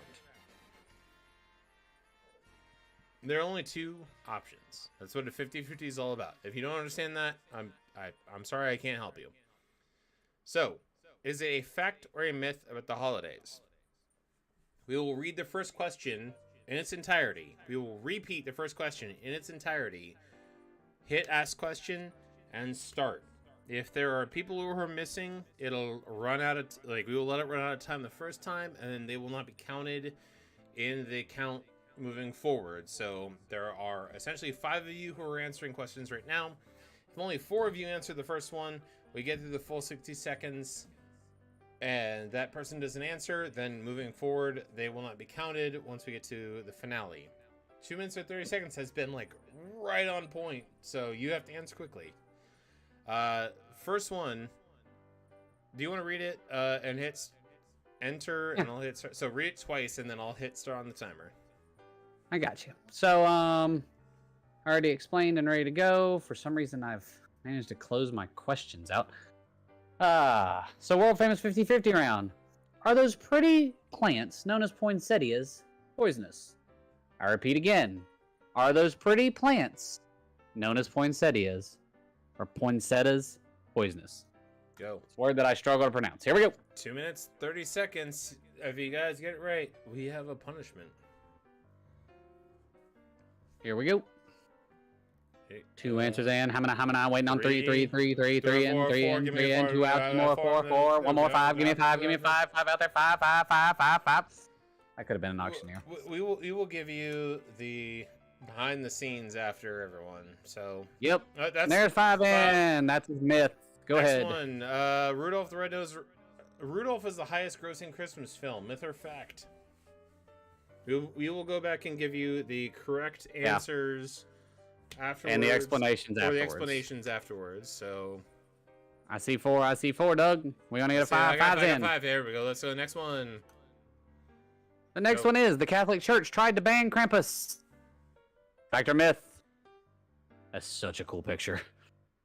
That's actually from the I movie Krampus. see 2. Which Is it? I've saw, actually never watched it. I saw a GIF. It was. That's 5. 5 in. It's a on. fact. Next. Xmas was a term created by non-Christians in the 90s. I saw a GIF of it as I was looking for it of on fire gingerbread men trying to tackle somebody with a shotgun, and I was like, I need to watch this my movie goodness. now. That's amazing. I enjoyed writing these questions. This round was really fun. I'm just here for the beer. Whatever, Mitchell. We're waiting on one more. I'm sitting on 4. Kim has not locked in her answer. Oh, she got confused. Oh, we got Holding up the team. 50 seconds left. There it is. And done. What do you got? That's a myth. The next question. Artificial trees now reside in 50% of American households compared to real trees. Myth or fact? You see no beer. Why would you see beer? You haven't sent us alcohol. You haven't subbed. You haven't requested that we drink. Yeah. Also, I don't drink beer. You've done none of the above, sir. 25 Well, I got seconds 5 in, I left. think. I got 5 in. That Yep. was a myth. Sorry, I screwed up. My thing broke. Next. Santa Claus is actually based on Saint Nicholas. Myth or fact? We got 16 seconds left. Guys, That's better not hurry up. true. Let's go. The question is... whatever. It's fine. I changed that question. Did it not update on yours? Nope. It reads the visage of Santa Claus. But anyway, I see 4 of 6. I Two, see... 1. Feels bad. Feels bad, bro. So the question got changed to the visage of Santa Claus is modeled after St. Nicholas. And that was a myth. The visage is actually... We got Yeah. one more. Let's... 'Twas the Night No, Before wait. Christmas isn't the actual title. Fact or myth? We actually have 2 more. They were way off. Wow. There you yes, go, sir. Mitchell.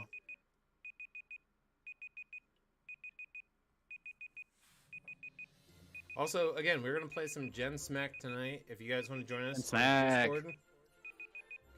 They've had a lot of fun playing it in the past, so hopefully you guys Been can great. come around to play for it. Somewhat. I showed you what I was drinking. Correct answer, Doug. What you got there? That's a fact. Next. And then last but not least, tinsel was made from real silver originally. There you go, buddy. Gensmak is the new game. It's a sponsor of the stream. There is the link to it. It's a board game or a party game, much like Cards Against Humanity and things like that, where you have cards, but it's generational trivia instead. So you have 5 stacks going from the greatest generation, boomers, Gen X, millennials, and Gen Z. And you pull it, ask a question. If you reach outside of your generational category, you get bonus points. And we do the online version of it, which they just came out with 2 days ago. Yep. Well, the Pretty great. The board game version also came out 2 days ago, but that's still shipping. So even if you ordered it, it probably isn't to you just yet. But yeah, if so to say, if you're a millennial who answers a boomer question, you'll get more points. If you're a Gen Z who answers Gen X, you get more points. If you're a millennial who answers millennial questions, you'll get the same amount of points. But if you need a hint, you get less points. So, Yep. If You'll get to see it. in if action. you answer with a hint on your so if I'm a millennial and I answer a millennial question and I need a hint, I get only 1 point. If I'm a millennial who answers the millennial question without the hint, I get 2 points.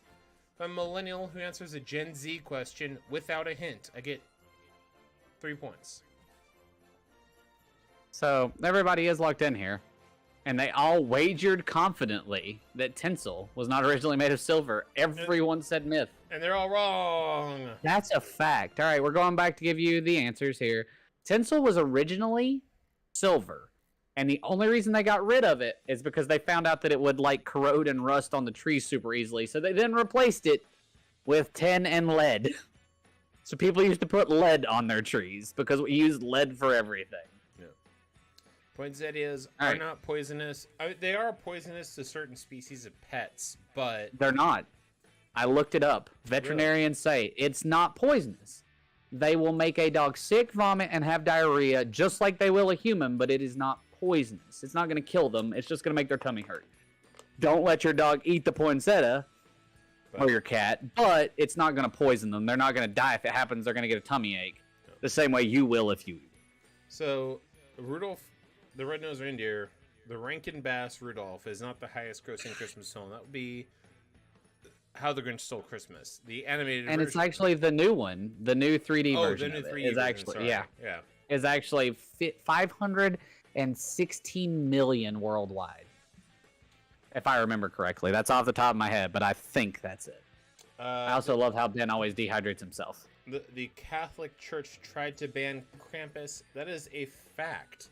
Krampus is actually German in origin, and the Catholic Church, being not German in origin, was like, oh, that's blasphemy, and they tried to ban it in the 12th century. I think it may have something to do with the murdering of children as well, but anyway. Maybe. Xmas was a term created by non-Christians in the 90s. That was a myth. And actually, the 1500s, the Greeks changed or tried to use X to mean Christ, as in X as in the cross. The alphabet, that's what it stood for, which I find hilarious because everyone in my small town thought Xmas was like this huge, X is Chi in the Greek alphabet, right? Which they were turning to Christ, but because of its shape as well, they thought they were like, oh, it's the cross. So the cross of Christ, Chi, is also like, that's the thing. It's hilarious to me because, like I said, everybody in my small town was like, "It's evil. It's the." I can't even. What are people who don't believe in Jesus? Atheists. Atheists. Like it was an atheist movement in small town America to take Christ out of Christmas. Yep. Next one. All hosts, baby. Artificial trees. So the beauty of artificial trees is, it's 85%. And I understand it. I live somewhere where they sell the most Christmas trees in the United States, and they sell them, but 85% of houses use artificial trees instead of real ones now. So the visage of Santa Claus is modeled after St. Nicholas. That is incorrect. It was actually modeled after a cult leader, Manson Huntsman. That was how his name was spelled. Ryan made sure I clarified it. Manason Huntsman. And he thought he was the second coming of Christ. And they modeled Santa Claus after him. Do you know who St. Nicholas is the patron saint of? I do not. Prostitutes. Look it up. Of course. I'm serious. Look it up. St. Nicholas. It's one of his, because like saints always cover like 3 or 4 areas. Yeah, they have 3 or 4 things. Yeah, but he is lost items. Well, so there's the newest saint. I forget his name. There was a kid who got sainted, and it's like his whole thing was traveling around the world and documenting injustices around the world and so on and so forth. So he became the saint of like travel, poverty, technology, and something else, even though his whole thing was just like, I'm gonna go around the world and put YouTube videos up. All right. Well, there you go. 'Twas the Night Before Christmas isn't the actual title. It's known as A Visit from St. Nicholas. And we already covered. And then we already got tinsel. So let's go on to the next one. I think last round of the night. You want me to do it? Yeah, you take honors because you got this is your thing. And my last round of the night, this is holiday colors. So we're going across the spectrum here. It's plain and simple. From the options given, tell us something about the major colors associated with each holiday. Let's start off pretty easy with the primary colors of Christmas. To be fair, I hope I sent it to you that way. No, it's primary. To be fair, I had my phone in front of me, and I was typing. Reading like it this. while typing. Because I send them. So if y'all don't know how our creative process works, Ryan and Doug both enter theirs into a database, like you're supposed to do. I, on the other hand, like hit these weird periods of work or after work where I'm not at my computer, and I type them on my phone in notes. And then I send them to Doug and Ryan to like look over. And then Doug enters them into the database or into TrivNow because I forget to do it. So there's 3 layers to that whole thing. There's like you writing it, us like reading it and editing, sort of. Me reading it, and then me typing it. Because when I read it, I was like, yeah, this is on point. This is great. Literally, as I was typing it this morning, while I'm at work, Allie came in and she was going to ask me something, and I forget what, and she looks over and she goes, you spelled holiday wrong. I look up, and it was HlioDya, and I was like, oh, that's not okay. Jenny wanted, so one of the questions Jenny wanted me to clarify that poinsettias were poisonous to animals, to pets. And I had to I sent Ryan an article that was like a veterinarian talking about how they weren't, just to clarify. It was really funny. Red and green. Christmas is red and green. You should know. It's why this is green and this is red. I changed my gaming lights to red and green. What about Hanukkah? Yeah, I do put them into trip. Well, I used to put them into the spreadsheet when I write them, but like a good example, Wednesday for work, I got there at 7:00 normal time. Our blasting explosives got delayed. Like the truck that brings them to us was delayed, and they didn't come till like 10. So I prepped everything I could prep, got everything ready, and then was just sitting in my truck waiting. And the idea of the colors popped into my head. So I'm like, oh, I'll type this out real quick. It took me like 10 minutes while I was waiting on nothing else to do. But yeah, I need to get better about putting them in the right place. The answer is blue and white, which is also what's all over the front of my house.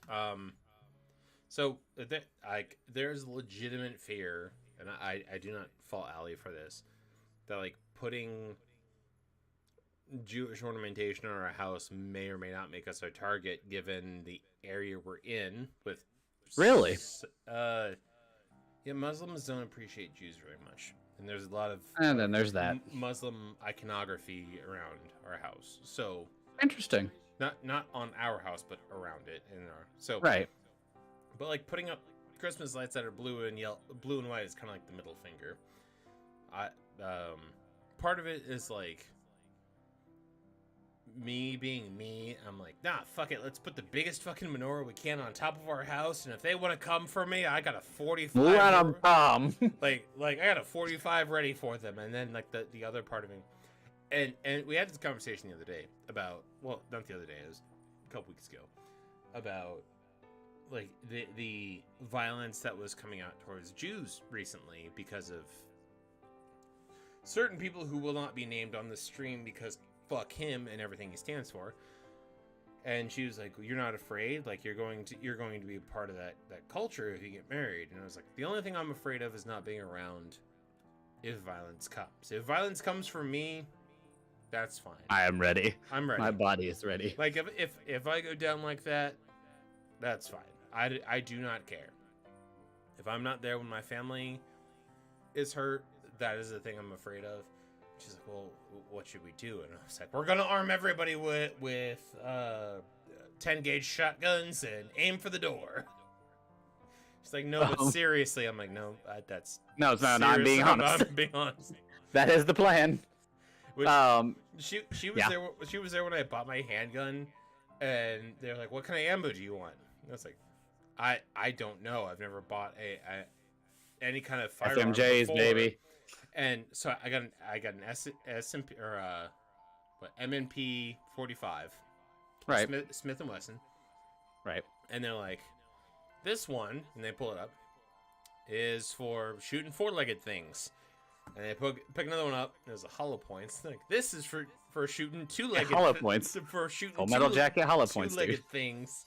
And I was like, I want the shooting two-legged things, please. Please, sir. Thank you. Because my car had been broken into like 2 times in the last month, and I was like, yeah, that's not gonna work. Next we have Kwanzaa, but slight tweak. Which color is not used in Kwanzaa? As their primary colors. There are 3 of them. I think it's funny because I sent you the picture of the front of my house. If you've ever looked, the major lights on my house are white and blue. Like, I'm pretty sure I bought Hanukkah lights and hung them on my house. So the thing she's really concerned about is, I forget what it's called. It's what is it?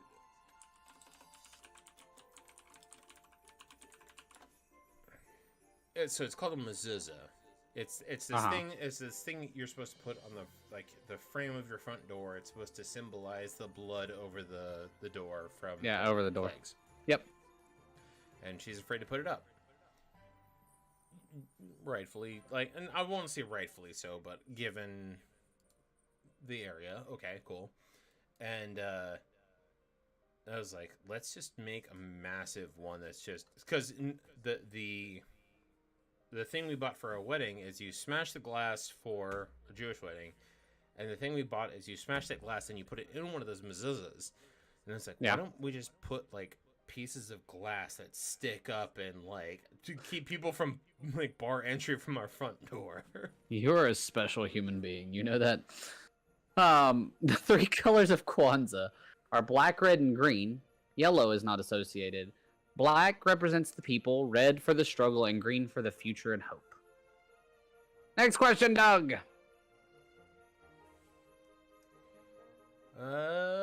Next question is, what color would you leave out of Chinese New Year?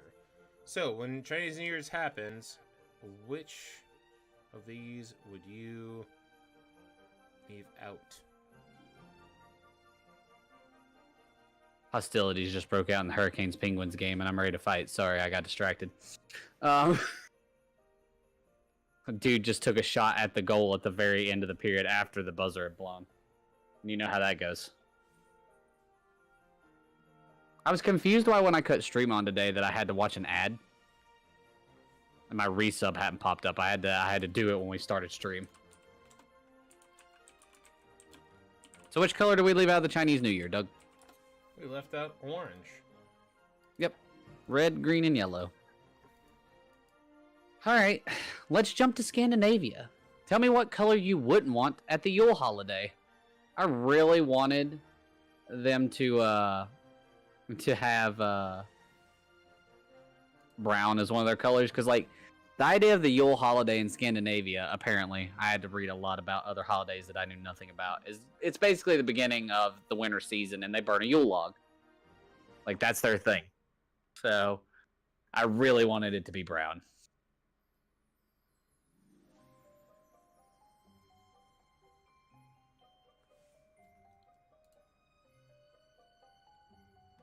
So so we went bowling yesterday, and on the projectors they put above the pins or whatever, there was a hockey game that was Canada versus SVK.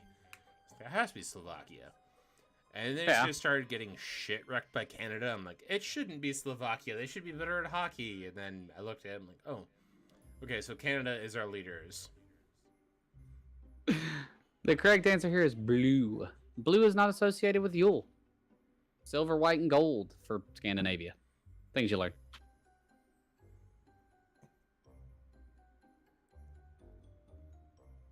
Is this seriously the best gift you could give me for Diwali?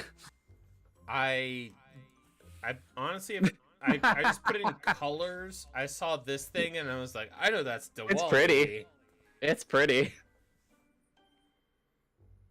This is your question, isn't it? I think it's your question. I don't remember. Sure. So my dad just sent me a text. He's like, plan to arrive on Sunday at 1 p.m. Earlier if you want. We'll visit for a little bit, then we'll watch the delayed football game with appetizers. Nice. After the football game, we'll eat, blah, blah, blah, whatever. And I said, which game are we watching? The average Packers versus Dolphins game? The average versus shitty Cards versus Bucks? Or the rush for the bottom Rams versus Broncos? I love it. Did you hear about the Broncos player that passed away? Saw that pop up on ESPN. Yeah. That was really sad. I remembered that name. It wasn't unseen, but it was also not unfelt, if you will. But the answer... I got you. Yeah. It's green. Not a part of Diwali. Yellow, magenta, and blue. I think they had an explanation for that. It's pastels, essentially, but...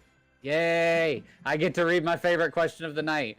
Apparently, wearing particular underpants in Brazil will bring you different luck during the new year. Which color doesn't have a meaning? They have 3 that they wear that all mean something. And I'll give anyone a bonus point if they can name one of the colors and what their meaning is. In Twitch chat. In Twitch chat, you do have to, or in the event chat, obviously. But if you can tell me what, like, if you choose, say you choose pink, then you have to tell me white, yellow, black, one of their meanings. Or you can give me a meaning for any of them. But yeah, so they all have a meaning. And they will wear these particular underwear to try to bring that in the new year. I really hope this is real. I found it on the internet, and who knows? You can't believe everything you read on the internet, but I thought it was fun. So we got 5 of 6. We didn't do our announcements for tonight. What announcements? For next week? Yeah. So. Well, you mentioned it, I think. We did, but I think more dedicated. Push. Okay. Next week is our theme night. Tonight was a theme night. Next week is going to be a theme night, but next week is going to be our actual theme night because it's the last Thursday of the month. Not that correct. Tonight's theme night is any less, but correct. We are doing a year in review. So if you remember how shitty 2022 has been thus far, I don't even mean shitty. Just the positives, the negatives, what's been happening here, there, and everywhere. We're going to be doing an entire event on our year in review, which will be sponsored by Gensmak. Yay! So, if I can get in contact with Gensmak and hopefully get a response, possibly some prizes involving Gensmak. If not, we might give you the ability to buy it without their permission. Don't really care.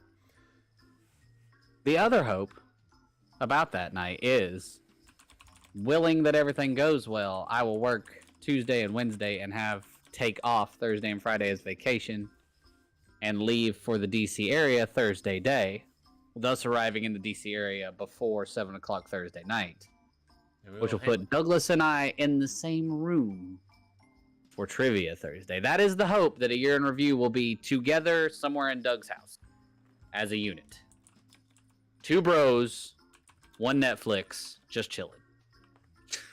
We'll probably be in my basement for that, with just hanging out, the beer that we want, the fun that we want. It's going to be good. Time. So. All right. Nobody wanted the bonus point. The correct answer here was black. They have no significance for black. Does sound dirty, doesn't it? Yellow is a sign of fortune or money. Pink is a sign of love, also red. And white is a sign of wanting peace in your future year. Final question of the night. Let's do it. We never said these had to be winter questions. You nerds. Cue Dr. Lee.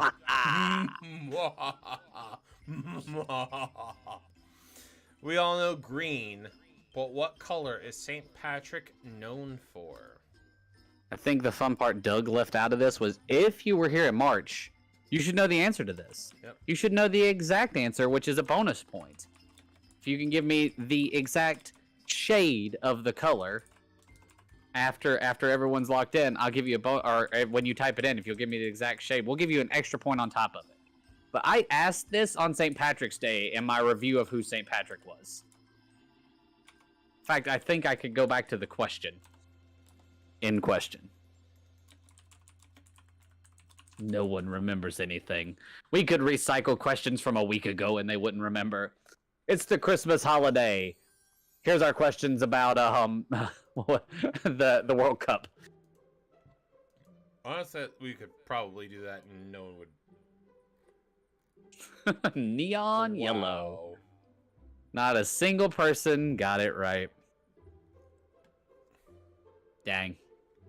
All right. Well, the answer is blue. More We're all specifically, sky blue.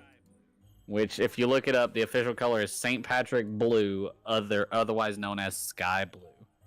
Here's our leaderboard. Right. In first place, it's Wonderful Bunghole with 78.76.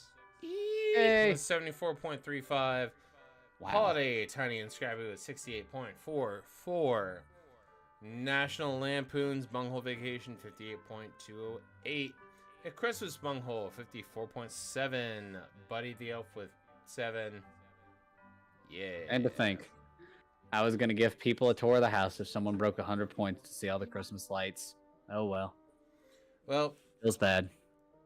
With that, do you want to throw up our Discord link real quick? I will. We're gonna Discord link incoming. We're gonna play Gensmak here in a couple minutes. Matt with another 4 weeks in a row. Yeah, Matt's won 4 weeks in a row. I literally jumped in Kenny's stream to make fun of her because they haven't been able to come play, and that they're, letting someone else win. Well, with that, Matt, we have your stuff.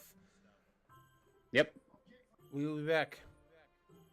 Actually, I'm gonna throw it over to starting soon, or what? Actually, you guys are gonna get to watch us do this in real time. We're gonna switch over and play Gensmak, but click our Discord link that we have in our Twitch chat. We will be playing Gensmak, and we hope you all join us. We will be there in a minute. We appreciate all you being here. We love you all. We will be back next week with our year in review, which hopefully won't be too depressing. If it's not gonna be. I am here to balance Doug's depression with happiness. Like he said, we love you all. We thank you all for coming to the Christmas / holiday / Hanukkah / Kwanzaa / all of the holidays wrapped in one tonight. We hope you all have a wonderful and Merry Christmas, Happy Holidays, Happy Hanukkah. Spend time with your families. If you don't have families, spend time with your friends. If you don't have friends, we're always here for you. Hope you all have a wonderful time. Enjoy it. Hopefully we get some snow, and you'll get to see the process of the swap over here. Have a wonderful weekend. And to echo Lucas's sentiment, we give you that Discord link because we hope that you all actually see this as a group. We will be there for you. Just start talking. If you guys want to play a game, we don't care. Like, just jump into our Discord and be like, hey, I'm playing X, Y, or Z. Like, we'll play with you. As long as we have the game. I'm not going to buy a $60 game for you to play for 10 minutes, but if you guys have a game you don't play, we'll be around for you. We know this time of year can be rough for some, easier for others, and believe me, I know. I am begrudgingly going to my father's to hopefully not start a fight. So if you I'll be all right. If you need family, we'll be your family for the holidays. So we love you all. You'll see our transition very awkwardly into Gensmak, but we hope you guys join us to play. We'll catch you later. Goodbye. Bye. And now, as I jump over to live scene. All right, so you're live singing it. I'm going to go ahead and take care of the Discord movements. Get us both up in the general. Gensmak is going to do window capture. What was it? Window capture. I'm going to jump up. I jumped up already. You just have to activate your camera. Oh, you did? I moved you. Oh, you moved me. All right, I missed that. I got it. I'm up. All right, window capture. It needs to go ahead and general then. QR code screen. Gensmak's up. Oh, I am a millennial. I need to pop this up. That's what I can do. Next. All right, I'm in. On team 2. You heard me, right, wife? Oh, shit. Aye! Gensmak is up.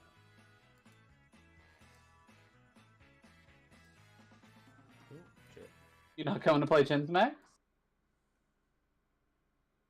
Really?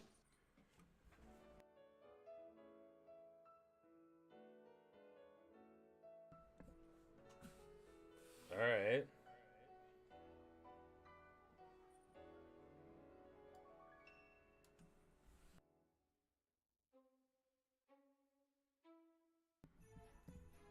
Alright.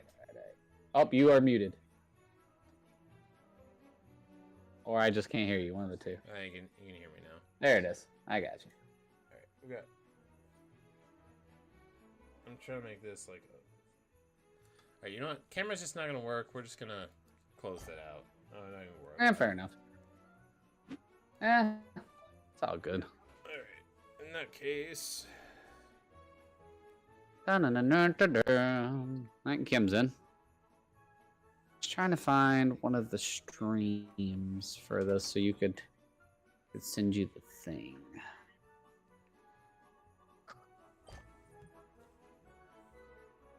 Alright, for general.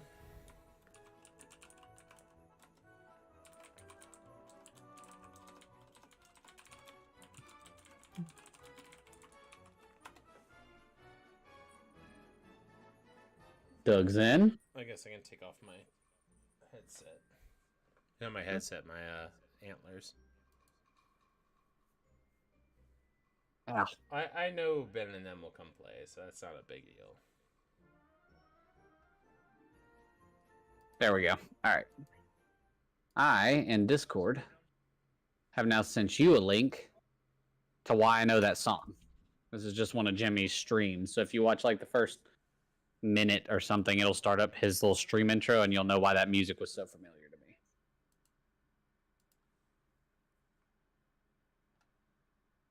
All right. Currently the three of us.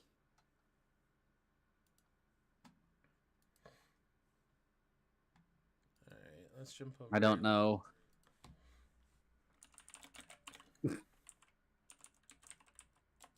Da, da, da. Let's see here. General chat. I'm messaging everyone. I see. Ben 40 should be joining us in a degrees. second. I assume so.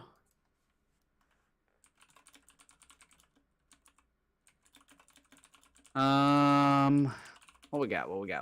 I was thinking of something I was gonna do.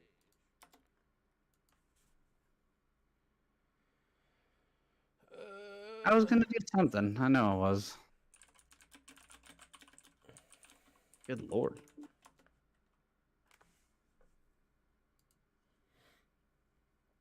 Who got hurt for the Cowboys? Bottom. It's Ben. Hi, Ben.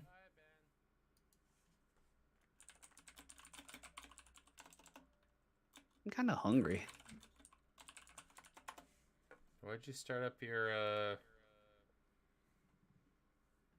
camera for some reason? We're not doing camera, Ben. Hey, he started up his camera because, as you recall, the past few times he's had to. That's fine. That's Whatever. been the rule. Don't start up your camera. That's fine. He's got his headphones off, so he doesn't know. Yeah. Couldn't figure out how There, to he's got work. his headphones on again. You can turn your camera off, Ben. You're good. Doug's not requiring it this time. Doug is not Doug is not requiring camera tonight. Well, you guys have a Merry Christmas. Merry Christmas. Let me turn this down. Do. Okay, there we go. Love how I can unfollow Drink and Think. Okay. Why would I do that? Merry whatever. Merry whatever. Hell yeah, dude. Merry whatever, indeed. Yeah. Drive safe whenever you go. If you're Yeah. chilling tomorrow, let me know. Yeah, we'll see what's up. We got no plans. I might fuck around down. I should fuck around down in the basement See and how crazy it is. fix some shit, whatever. I tend to fuck around in my bed, not my basement, but you know, whatever. Well, Fuck around, fuck around. Can't Hell see it. yeah. Good night, Matt. Merry Christmas. I like to fuck around and find out. Merry Christmas, David.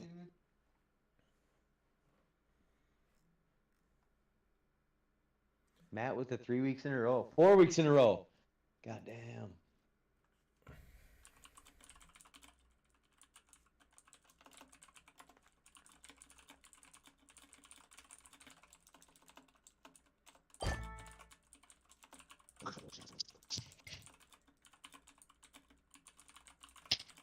Is everyone here? or What? I got you, Bubba. Not yet. I got a couple people who might be coming in. Oh, there I am.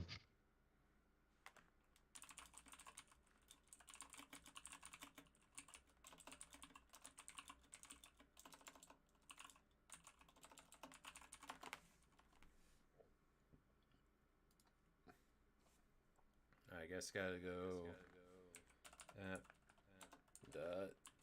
gensmak.com / That's how you join.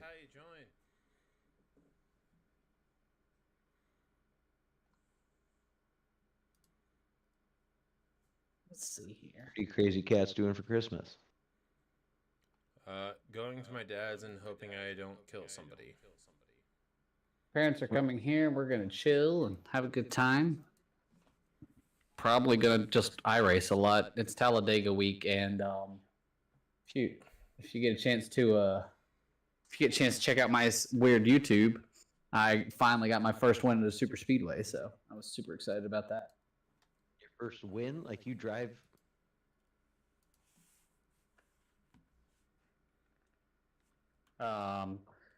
Yeah, I guess I haven't told you, but I got iRacing running like the fake steering wheel and pedals and stuff, just for fun. I do Like all the video- NASCAR races. Video games. Well, No. iRacing is So a simulator. let's do 2v2 right now. Gotcha. Yeah. Not maybe Welcome to not quite a video Gensmak. game, but like This is team. yeah, simulator. You earn Yeah, points for got- every you got, like, correct the answer for feedback steering question. wheel and First shit? team to answer I a got question from the every Logitech generation version. and I mean, we already know how this works. Let's jump in. Yeah, we know how to rock and roll. That sounds gnarly.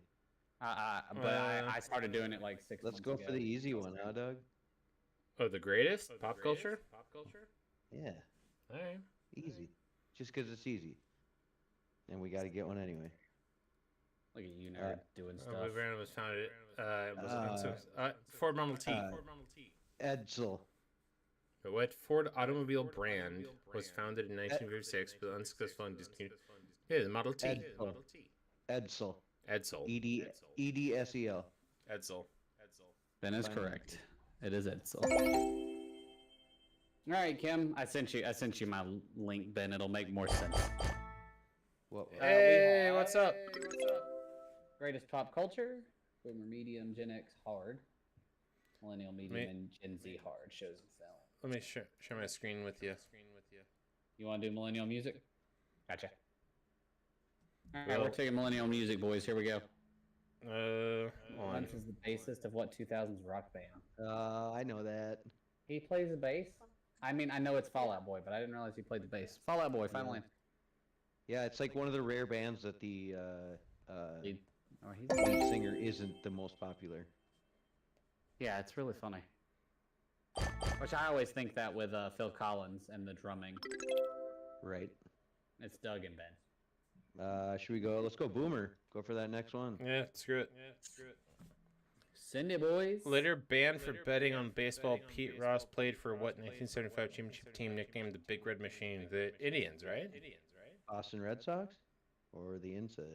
Yeah. I'd say Boston ooh. Red Sox would be. Ooh. Ooh. I'll leave it to you. What's your God what's your damn. gut? What's your Let's gut? take a hint. Let's take a hint. You just ask No, I Johnny think for him. Fever, Les Nessman, and Venus Flytrap over at WKRP. That's the Indians. Played for what championship team? I'm gonna say Let's go with the it. Cleveland Indians. Go with it. Cleveland Indians. Final answer? That's Yep. incorrect. Boys, Pete Rose played for the Cincinnati Reds. Damn it! Reds, the big red machine. Oh, We got it. Neither of us were right. I knew that Pete Rose played for the Reds just out of like that weird sports habit, but other than that, I wouldn't have known. All right, Kim, we've got our millennial and they missed. What are you feeling? can we end this game to get another in? I mean, we could. Who's here? Ta. I need to. All right. Yeah. Yeah. Just. All right. So. Someone else showed up. Yeah. Just scan the QR code. You should join. Just pick the generation you exist in. Going and join Team 1. We can't hear you at all. Got a phone call.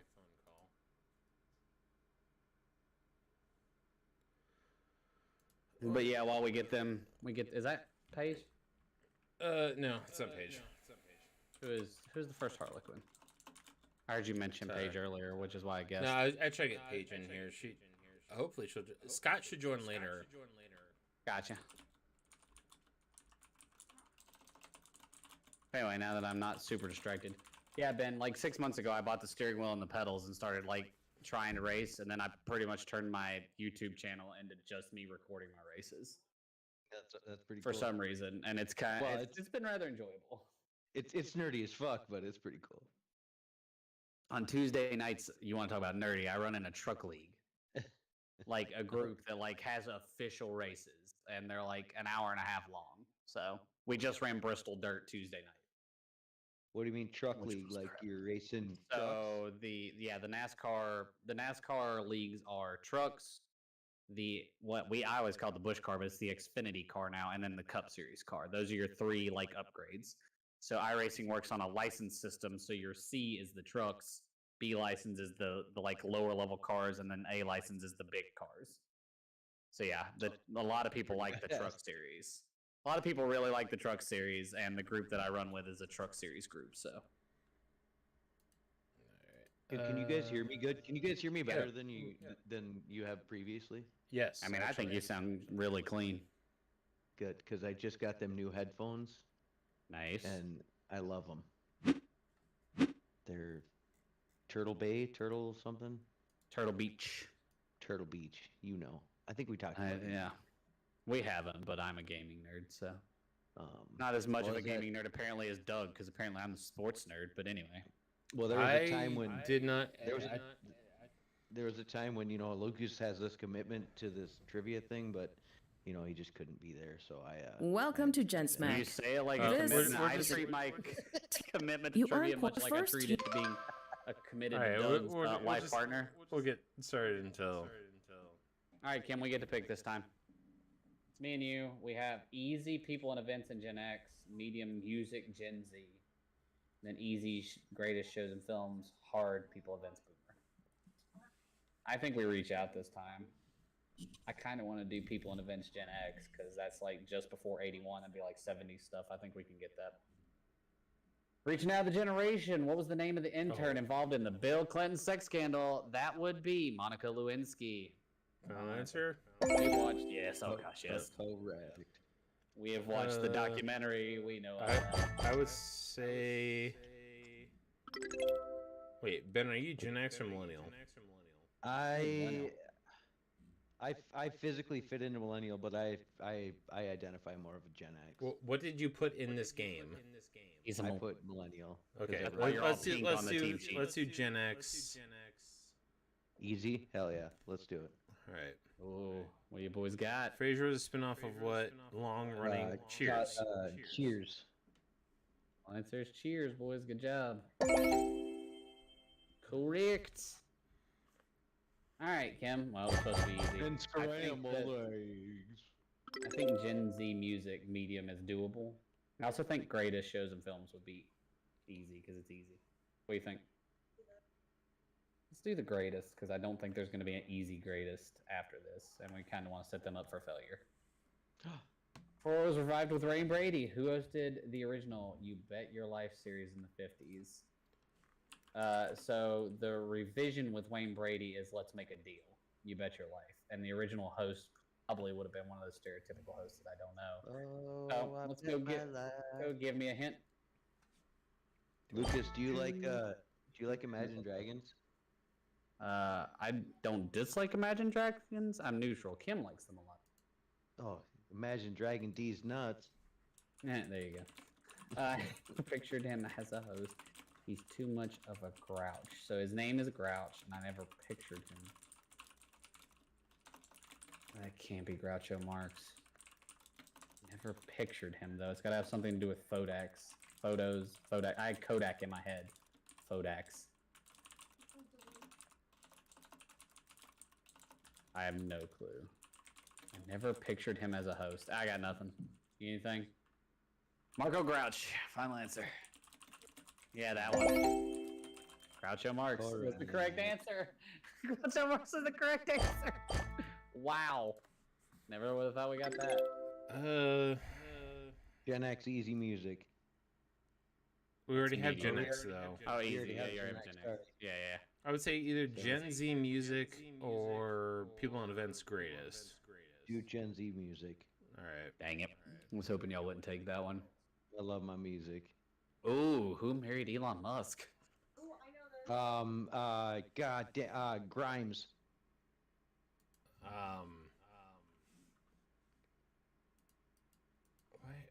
Why am I allowed Grimes. to open?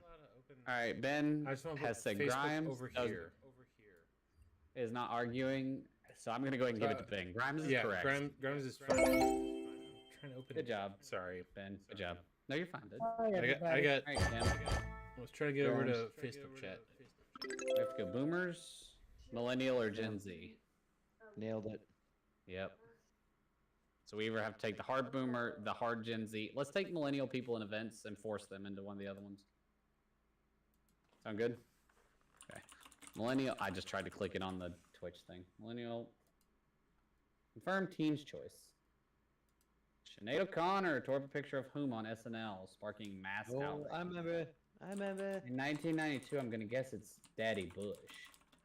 David Spade actually took a piece of this, and after the show, Lorne Michaels came up to him and said, "Do you have a piece of that paper? I saw you pick one up." And David Spade goes, "Yeah, I did." And he handed it to him, and they got rid of all of it. Huh. Interesting. But yeah, that's where my brain is, because 92.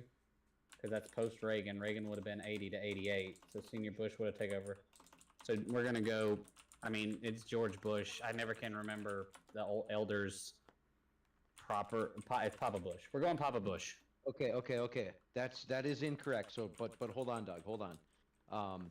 Look at the question, Weren't right. and there's a clue in the question. Sparking mass outrage. Mass outrage. Okay. Mass. Mass. Outrage. All right. What's your Oh, answer? she tore up a picture of the Pope. Okay. Funny. Yes. You're good, though. We didn't get it right, Doug. Incorrect. Yes. Yeah. Yeah, you got it wrong, but I just That's interesting. I didn't see that one in there. thing That's I really cool. love about this No. game is there's so many little clues like that, Hi, Scott. especially when you do the hint. Hello. All right. Oh, we gotta go millennial. Mil- easy, right? millennial show and film. Yeah, easy. Paris Hilton and Nicole Richie starred in what 2000 reality show? Oh God, Uh, damn it! uh, The Simple Life. Is it? Yes, it's Simple Life. Is it bad that I wanted to say One Night in Paris, which is her porn video? Okay. Is it the Anyway, Simple y'all Life? got that right. Yes. Yeah, you both said Simple Dude, Life, so I'm not gonna argue it. Bring it on. Yeah, are we going back to millennials again, or are we gonna take one of the hard ones? All right, we're gonna go back to millennial shows and films. Made for a TV horror comedy science fiction movie starred Tara Reid. It's got to be Sharknado. I mean, it's got to be. Yeah. Yes, Sharknado. Okay, cool. It's got to be Sharknado. I would say we take Greatest Generation just because medium versus Boomer Yeah, hard. I mean, What do we need yet? we need greatest and greatest, boomers. greatest or Boomer. So I mean, we take medium of those two. I would say. Let's go. Yeah. Let's go. yeah, y'all should take the medium. Oh, A scathing takedown us. of the American Dream. What Arthur Miller script won Best Play at the third Tony Award 1949? Okay. Is that Death of a Salesman? Scathing takedown of the American Dream. Actually, yeah, Death of a Salesman sounds. That is correct. That's Death of a Salesman. Arthur Miller? Holy snot, dude. All right. Well, how do I I kill say we on this go- game, guys? I suck at trivia. I say we go Well, this Gen is Z pop trivia. culture because I don't think we want hard boomer and they need boomer as well. Oh, you Put on suck. Gen Z. Legit, dog. The name of the pig in Minecraft? I've never even played Minecraft. Oh no. Oh no. Oh no. Oh, we're gonna take the hint. I know Kim doesn't know. Also, Scott, make sure Jesse has her Oh. phone out so she can play too. Hammy, Ruben. We can mix Ruben. we can mix them around so that she's on your team, Correct. Yay! which is just kind of fucked up. Like, Yeah, it is. I would have thought hammy because like a ham over the sandwich from IHOP. so we need Well, the we need- points. I We like. need points too. I would say just like let's just take the boomer. Well, no, what if we take the Gen Let's X? take that Gen X easy music, dude. Because even if they Okay. take That the Points. boomer question, they still can't win it from Yes, points. exactly. It's true. All right, so Gen X music. Yes. Oh, Rick Astley, Oh. done. Yeah, yeah, it's Yes. done. Kim, give it Never to him. gonna give you I'm up. unlucky. Never gonna Never gonna let you down. Young Gravy just sampled that and it was glorious. Alright, we just need points or boomer at this point, and they're playing the point game. So I vote that You we need play both. the same game they're playing. You No. need both. No. No, I Lucas, said we that we you already are playing a point game, and you need the boomers. I was telling Kim that we also need points in the boomers. Therefore, we should give you the hard question. I mean, we can fuck around until you guys take boomer. You're on to find out. What do you want to do? That's going to get us the least amount of points, but I agree. I agree. You only need a couple points. They need 4 points, so they need no, outside you do outside need- generation, no We hint need 6 points, gents. to get.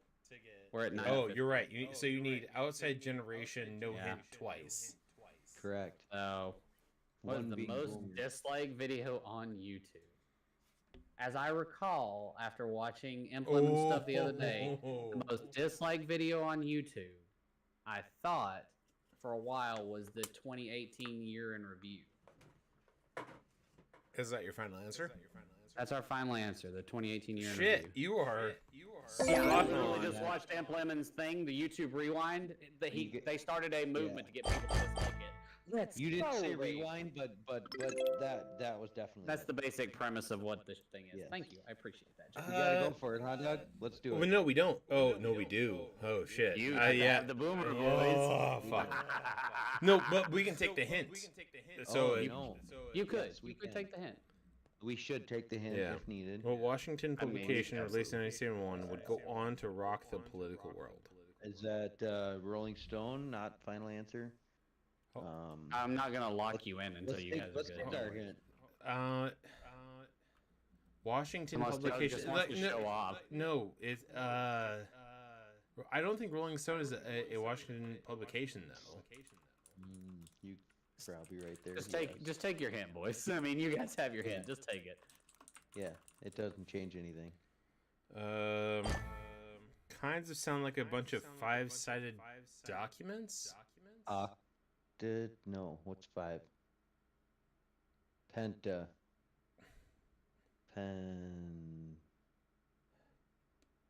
Oh, can they do it? Five-sided documents. Pen and paper. Pen. Washington Team released two. in 1971 would go on to rock the world. Oh, what were the Nixon papers? The You mean Oh. Watergate? That you're going. Watergate? it was Watergate. And There should be a timer here for sure. I think if you think Penta. about what Scott, shut up. Scott, you're breaking up. You're breaking Do up. not give them but- help. They don't need it. It's a. You It's, breaking up, Scott. Say this. Come again. oh, the Panama Papers. No. Oh no. Penta paper. Penta sheet. Fuck. Gents, I'm gonna need a final answer. It's been like 30 seconds. Pentagon review. Pentagon. Fuck off, Lucas. Final answer. Yeah, Pentagon Papers. Final answer. Oh, come on. Are you serious? Give him the answer. It's the Pentagon Papers. Well, Holy Doug said shit! Pentagon And said Pentagon Review, and then they talked about it for a few more minutes, and finally Doug just said Pentagon Papers. Finally, Well, because I was thinking like the Panama Papers, and I was like, I know you said that. It's Lucas, dumb. what was the right answer? It was the Pentagon Papers. No, he was right. That's why I gave it. Pentagon Papers. Yeah. Get the fuck out of here. Five-sided. It was the Pentagon Alright. Papers. All right, new game. Good job. A new game. All right, so That's everyone funny. who wants to play, scan the QR code and join in. Pick your generation. Jesse and Scott, make sure you're on the same team because I assume one of you isn't going to be in the voice chat. So you guys can It talk. might just be me. We still have a few more gifts to wrap, so we might just have one phone on. We'll figure out how that works. Well, I mean, that's what Kim's playing as two people. Like, she's joining in, but I mean, we're basically playing as one person, so. That's If fine. she's not in chat. Tyler, you joined in? Are you still on your phone call? Let's see here. What was I doing? Let's see who. Actually, let's see who's of my friends That's are in. online. Greg's online. Oh, do you want to message Greg and tell him to come join us? Oh, sure. I don't care. No, I'm saying, do you want to do it? I mean, I said, yeah, sure. I was going to Oh, message him. I Why? thought you. Yeah, go for it. Sorry, I thought you were saying like I should do it. Is there a reason you don't want to? No, I just Okay. I was just curious. I mean, I'm doing it. we can use one more player, It's true.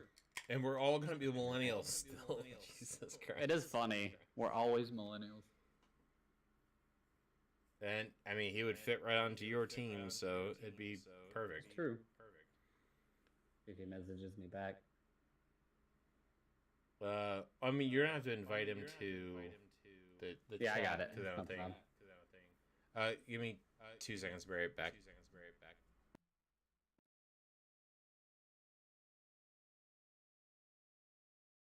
That's funny.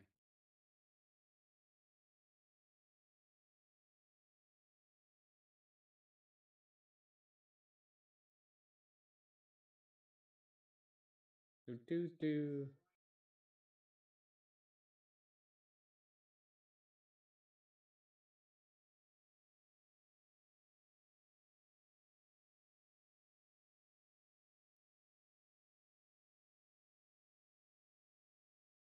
Let's see here.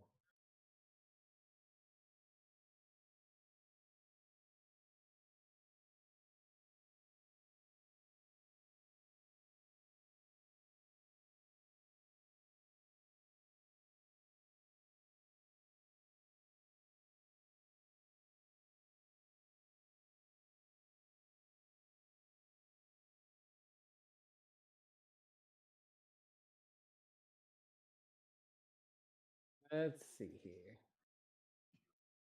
No response, by the way. The children say I look like a retard. What? Not cool. Not cool. That was hurtful. That's what they said. Retard. I wasn't even there, and that was hurtful. Well, at least they use the soft R. Nothing wrong with a soft R every now and then. Yeah, no, it's okay. That's okay. As long as we're not watching Retard Dead again, I'm fine. Retard Dead. Yeah, that's right. Me and Emma watched Retard Dead, this movie, and it's pretty stupid, but it's pretty. I can't funny. imagine that. What's the guy they were right. chasing after? Scott, join. I mean, it's okay. We'll play 3v2. Wiener Whacker. Wiener Whack. The Wiener Whacker. Hey, was the bad guy. Tyler, you should come join our team. Or join a team. But it was such a bad movie that it was good. It was yeah. Like yeah. it was If it was any worse, it would suck. yeah. No, if it was any better, it would suck. All right. All right. You ready to rock and roll? Yeah. Send it. Let's go. Welcome to gensmak. Y'all are team one. This is a quick tutorial We don't on need how the to extra. play. You guys need the extra. You are No, we're fine. the first team to answer. All right. So Yeah, we got long and short of it, Scott, is since we're all millennials, if we answer outside of our generation, we get an extra point. Base points is 2 points. So if we answer a millennial question, it's 2 points. If we answer a millennial question with a hint, We're gonna go boomer easy music. Yeah, makes sense. Hold on. got Let me explain the rules. So, if we take a hint on a millennial question and answer it, we only get 1 point. If we take a millennial question and answer it with no hint, it's 2 points. If we answer a question outside of our generation with no hint, it's 3 points. So, do with that what you will as far as point combination goes. But I would say boomer easy, but I can balance that. Ben agrees with you, I believe. all right. On this foot, I can balance fine. The 1968 Beatles' #1 song was originally named for Jules, a nickname for John Lennon's son. Hey Jude. Hey, Jude. Jude. Yeah, hey Jude. Correct, boys. Good job. Hey Jude. All right, can they put easy boomer music? And make So- it better. Okay, so the Goodbye. medium everything but millennials. Medium Gen Z sounds good I to me. fix my Ooh. It was the cameraman. That was the dude. I don't know why, Carly. You are the only one that would know this. I assume it's the boy. Bing bong. Bing bong. Fuck your life. A nightmare on Benson Street. Freddie? His name was Freddie. Okay. I assume it's Freddie Benson then. All right, you're right. Yep. Freddie Benson. Lost our bonus point, but we still got two. We gotta go Gen Z easy. All right, Gen Z easy. What's the name of the big red dog? Oh, Clifford. Clifford. Clifford. There you go. Good job, guys. Bing, bing, bing. Red dog. Clifford. I say we go boomer music, to be honest. And bonus point, what was his buddy's name? Or actually, Man- hold on. Man with the big yellow hat. That's Gen that's X music. Curious What do you think? George. Medium. The next music. Oh, what was Clifford's buddy? No. I don't know. Some kid. What song starts with the lyrics? There's freedom within, there's freedom without. Try to catch the deluge in a paper cup. Ben probably knows this. There's freedom within. Okay, you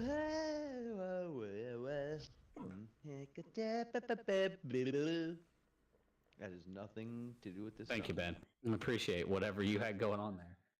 Hey, Lucas, do you like Imagine Dragons? Hey, Ben. You've had too much to drink. The course of this song can get a bar crowd belting, "Hey now, hey now." That's definitely not the correct one, but I just wanted to sing it.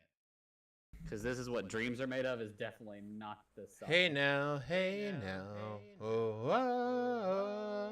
Oh. Cam, I gave you a hint. But I assume you still have no clue what's going on.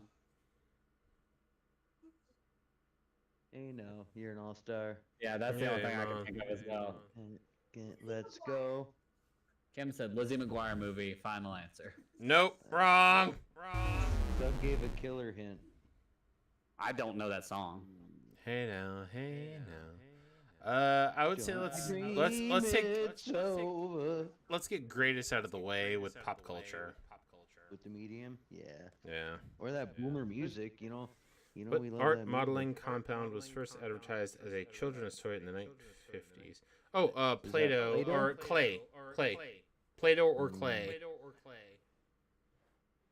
I would say Play-Doh. Do we have to specify? Is that Scott, any thoughts? Yeah, I mean that's my gut's going to Play-Doh, but they still advertise that. No, first I think advertise. as- Yeah. Let's go Play-Doh. Play-Doh. I think Play-Doh. Play-Doh's Found- correct, gents. Good job. Boom. Boom. I mean, are they considered the same thing? Play-Doh I is mean, just Play-Doh's like a type of clay. a named clay. Yeah, It's kind of I like guess it is- Xerox. it is different. It is different than like clay comes from the earth. Okay, Yeah, where you want to go, dear? yeah. Not going well. It tastes like salt. Millennial music. Let's have fun. What? Why would you know that? Who sung the theme song "My Heart Will Go On" in the movie Titanic? I do think it is Celine Dion. Do not talk negative about Celine Dion. Hey Ben, how do you feel about Boxing Day coming up with Letterkenny? Turning of the season. Season 11. Yeah. Yeah.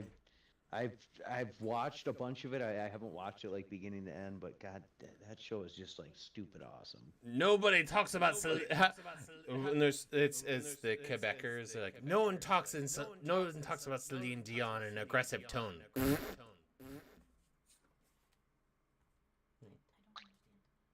So we got a chance to get these now. No, we can't because our millennial only gives us 2 points. But I say let's get rid of that millennial, huh? All right, let's get rid of the millennial. Pop culture. Yeah. Ambivalent about someone they're dating, so they dump them nor actively pursue them. Ghosting. Borrow from sports. Red Zone. Ambivalent about someone they're dating. I had Ambivalent never about heard of this, someone boys. they're Good luck. dating, so they either dump them nor actively pursue them.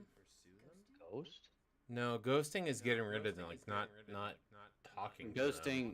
Ghosting is ignoring them. So when Yeah, you just so you- disappear. I would say So you can either dump them or it's not friend zoning though, because if they're ambivalent, I would say friend zoning though, because they're ambivalent about dating them. So they neither the way the question is worded, they have to be dating them to begin with.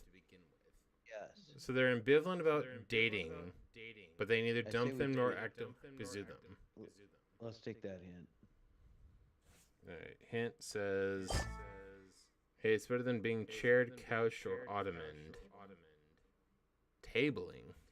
Armchaired, Bench. tabled, benched. Oh shit, benched. For sure. So the correct For answer is sure. benching, Benching. which I have Yeah. never heard of. How do you I haven't- bench? Like, no. no, that implies you have multiple people you're. The hint. It's bullshit. I had never heard of that. That's All right, we got to reach out either into hard pop culture greatest, dear God help us, boomer music, or Gen X shows and films. I'm between boomer music and Gen X. Oh, Gen X bad. is. Mr. T starred as B.A. Baracus on the A-Team. Oh, come on. Final answer. Oh, Send it. bullshit. That's Oh, stupid. BS, my honey, and the answers you all have got? Play-Doh, get out of my house. Go answer questions. Oh my god, they got an easy one. Go lick Play-Doh. No, you need to finish last one. Yeah, you guys got Ben Astley to start. All right, You so literally got we Rickrolled need- to start the game. We need people and events hard. I mean, they already have it, so we have to take it. Yeah. Yeah? I mean, y'all can eat hints at this point. We're down on Late you. musician served as the mayor of Palm Springs, California. Till 92. Late musician. I say we take the hint on this one. Yeah, I have yeah. no fucking clue. Do it. I Scott? assume the hint is going to have something in here. Yeah, it's like the hint. Perhaps Cher was his second. Sonny? Sonny Bono. Sonny. Sonny Bono. Watch out for The that hint. tree. Yeah, well, because the hint was share. No, the hint was share. That's easy. All right, The so hint. we're gonna be Alright, playing for so points. we Yeah, Sonny have and to go Cher. greatest. I mean, We we're got gonna 'em have all? to either play greatest. Yeah, you have all of them now. Y'all just need 3 points. So basically, you can reach out and take the Gen X easy music and win next round.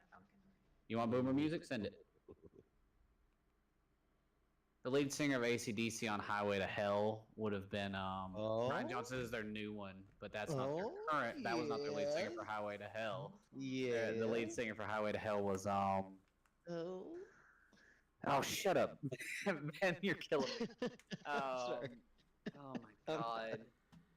You're on I've a. done that so many times that the name You're left on me a 'cause I roll. know who it is. Angus Young No. is the brother. Keep going. You got it. It's right there, dude. I know who the frickin' I know his name. I know who the lead singer, but I know the lead singer. I know who he is.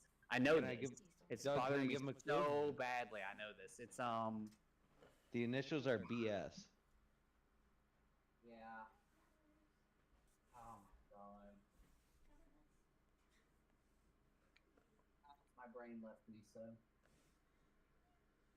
Go Take the ahead, goddamn button. hint. Go ahead. I'm going to. It's just bothering me. What do you want from me? Because I know it. I'm on your side, bro. You fucking troll. Yes. How have I forgot? Bon Scott. Good lord, Bon Scott. There you go. Hint. Ah! It was right Bothersome. there. I knew that. So I we need didn't 3 know who points, the so we lead need singer to is. answer it out. Yeah. I'd say let's take Gen Z. No hint is 3 points. No, dog. We're good. You, Gen X you have music. been on your team. You take Gen X music and win Gen this X game. music, dude. Gen X music. You have been. You know how easy this Which is? is glorious fun. That's my Miami Sound shit. Machine Warren is gonna get us in the lead single from the album Let It Loose. What? Would that be conga? Rhythm is gonna get you. Rhythm is gonna get you. Correct answer is rhythm, but I'll give you guys that. The rhythm. That's what. Isn't that? That's what I The said. song is yeah. literally named Rhythm, just Rhythm. Yeah. Oh, okay. But okay, you yeah. got But- it. Yeah. But the rhythm is gonna. What's gonna get us? know. Is the rhythm is gonna It's get the us. rhythm of the night. Ah, Gloria Estefan. It looks like the Canes and the Penguins are going to overtime. Oh, and the Wild have another hour till they fucking start. They start I at know. 9:30 tonight. What the fuck? Who are you playing? Who'd you say you're playing? I don't remember. Are y'all Central Time? Yeah. So if you're Central, they're Okay, playing so somebody on the West I Coast. spelled Yeah. Doug wrong, but that fits right in. It's fine. Spug. But it makes sense. Boogie Spug. I want to see. They're playing the Sharks, and I you're want to at see San Jose. Lucas and Kim on a different team, which is what's gonna happen. Yeah. Yeah. I mean, Kim walked off. Lucas was getting toward the point of tired. I don't know where she went. All right. Well, let's Why play. do you want to let's see us on a different team? No, let's just play that one last game, and we'll call it here. Lady, are you playing Welcome again? to Too late. gensmak. This is a quick tutorial on how to play. Teams take turns. You are the first. All right. So these. All right. So these fucking headphones All I right, got, they Scott, have a. Scott, it's you and me, so I need you to communicate with me. We're gonna have to strategize here. Do it. I say, They gotta let's say Gen X easy showing films, right? Yeah, let's go there. I think that's a good starting point. And you have a film feature the song "Don't You." Oh, Breakfast Club. Yeah. Correct. All right, Ben, where you want? Let's go. I'm not What did they do? particular to any of these. They just Let's took go Gen Gen- X. Let's hit the Gen X. Gen X easy. 'Cause All it's right, I like easy. it. Pop culture's fine with me. Mm-hmm. First name of this character from Friends. The Jennifer, the So the what Rachel her- was her. Was Rachel, It, the Rachel, the Rachel, Okay. the Rachel. The Rachel. Final answer. Yep. Yep. 100%. That's correct. Yeah. Not I didn't know that. Scott, As you, soon as you said you Jennifer comfortable Aniston, going I- after the greatest? Yeah, let's go for the greatest. Big reach. Bugs would certainly enjoy it. What animal is central to the plot of the movie Harvey? A duck. Not even- Well, wait. Oh, wait, what? If Bugs is enjoying it, would it be about A would it bunny? be about a rabbit? Rabbit. A bunny or a rabbit? Yeah. Final answer. Rabbit is correct. All All right, so there's another easy Uh, greatest back there. Yeah, greatest easy for sure. We gotta. Did Roger Bannister do on May 6, 1954 that will forever cement his legacy? Roger Bannister? 54. See in my head as soon as we went to the 50s, but that would have been too. That's the middle of the Korean War or the end of the Korean War. Wars are where my head goes to. Which is probably not correct. And the Canes win 24 Cement. seconds and overtime. It would cement his legacy. Ooh. I feel like that has something. Ooh. What did Is that- Roger Bannister do on May 6th, 54 that would forever cement his legacy? I say we take a hint. Yeah, take the hint. I'm good with it. Okay. I always refer to this hint. If you run into any problems, remember each question is a sprint, not a marathon. If you run... Did he win He the ran the Boston mile. Marathon? He ran the mile under a certain amount of time. Okay, ran so the he mile. ran How it. much time? How much time? It's Oh, got to fuck be a you. sub 6 mile. Because 6 minutes was always the like weird standard. That's what I was always told. I want to say 7 or 8 back then. I'm gonna give it to you, but I want to know how many minutes you think. I want to say 7 or 8. I'm going 6 because 6 is go like the 7. standard for high school kids. 6. Four. Okay. 7 minutes. Good. 4. He ran a sub 4 minute mile. Yep. Back then? Wow. Whenever. Good God. I was generous with that. I mean, you took the hint though. That's so. Yeah. Right. I feel that. All right. Yeah. What I feel is that they go for a greatest thing, and the hint literally tells them the answer, and I was like, yeah, he ran something, but you better know how quick it was. Yeah. No. Scott, do you think a medium boomer or a hard millennial? I'm thinking the hard millennial. I was wondering if the hard Gen Z maybe, but maybe the millennial is a little safer. Which one do you feel more comfortable with? Shows and films, millennial Gen Z, or pupils and events boomer? Probably the shows and films. All right, so you want to do Gen Z to get outside of our generation? Yeah, because I mean, it's still pretty recent enough. We'll probably have a decent shot. I feel. Okay. What was the name of Bojack's hit TV show of the 80s? Scott? I've never seen BoJack, unfortunately. Oh no. Oof. Well, Spug. I'll take a hint. No, hold on. Give me a second.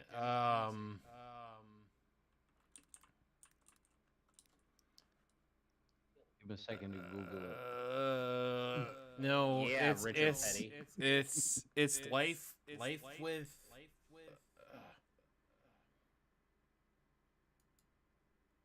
I wouldn't know. Me neither. I would have needed Kim. I've never watched the show. I've seen it here or there, but I don't follow it. I love. No, it's Forte. he's Or H. John Benjamin. He's a horse. It's something to do with him being a horse. It's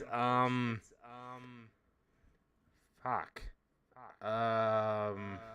Horseman Ferkistan. Oh no, horsing around. I stand by the fact that there should be a time limit on these questions. Go ahead, Ben. It actually looks like it pops up something, I think, but it doesn't enforce it. But it looks like it tries to warn. But Oh, it does. It tells you that they need to answer, but there's no like hard thing. Horsing around is the correct answer. Yeah. Oh, where are we? We have Gen X and greatest done, so we're on Boomer people. We could take the millennial, or we could do Gen Z people, or we could just go points and take Gen X music get points. If we need points, let's go for that Gen X music. I mean, we don't. We need points. That's Yeah, why my not? that's my house right there. That's your bread and butter. Oh I come said on, baby bullshit, ones, I know. bullshit. Rob Van Winkle. Rick Astley. His real name is Rob Van Winkle. I know. can't say. I say we take boomer medium. yeah, all right, let's go for it. What was Chemical Bank the first to introduce at one of their Rockville Center, New York branches on ATM? Yeah, I'm gonna go with that. ATM. Ooh. Mm-hmm. Do do do do do do. Medium boomer music, send it, right? Do it. Yep. Yeah. Agreed. Kitty. So how are Lord, I was born a rambling man. What brand for grain? Lord, that is just wait, just 1 second, because I know this. Rambling Man was the Allman Brothers. I'm a rambling man. That is the Allman Brothers. Lord, I was Nice. born a rambling man. You are correct. Yep. I've been to their museum. Nice. Yep. I mean, Me and Dad we went down have there for to my take son's wedding. millennial at this point, right? Yeah, Scott. we have to take. You don't have to. No. Oh, you got it. Okay. It's Hard? Red Ranger, Yellow Ranger, Blue Ranger, Black Ranger, Pink Ranger. Suck it. Yep. Green Ranger came I don't along know later, why. who turned into the White Ranger. Both played by Jason David Frank, rest in peace. My Green name's Ranger Joe, was and I like Power Rangers. Green Ranger was the polluted Power Ranger from Rita, and after he conquered his curse, he became the White Ranger thanks to Zordon. Suck it. And also, Power Rangers came from Japanese Gaga. instead. That's Gwen Stefani, right? No, that's Lady Gaga. Is that Lady Gaga? We go Lady Gaga. Done. Gwen You're right. Stefani's name is Gwen Stefani. Really? I mean, That doesn't sound like her. I would say let's take Gen Z Yeah. music easy Lady Gaga. and finish it off, Scott. Alright, let's do it. I hope y'all get some obscure question. Oh, Oh. I don't know this. I like Nicki Minaj, but I don't know this one. I know of Nicki Minaj, but and I actually enjoy some of her music. I never knew she called her fan bases something. Yeah. Give Doug enough time to Google it. Give Doug enough time to search his memory banks. That's what you got to do. Doug I has to go I deep. I mean, y'all should take the honestly hint, obviously. I'm gonna take the hint, but I I have no clue. come on. Oh, Oh, Barbs. no. Barbs. How did you get that from that? It's the Oh, it's lyric. Barbie girl. Come on, Barb. Yeah, come on, Barbies. Let's go party. Come on, Barbs. Yeah, Yeah. but I would have said she called them Barbies, not Barb. Good job. Yeah. All right, Well guys. Let's call it there. Alright. Adios. Man, GG's. We'll be Have a back. Merry Christmas. Well, see you guys next week. Lucas, you need to bring Kim along with you so Kim and Allie can play together. That's my general plan. All right. Well, we'll see you next I week. don't then. know what her plan is, but that is the idea. All right. All right. Sounds good. Later. See y'all later. Bye. Night, boys.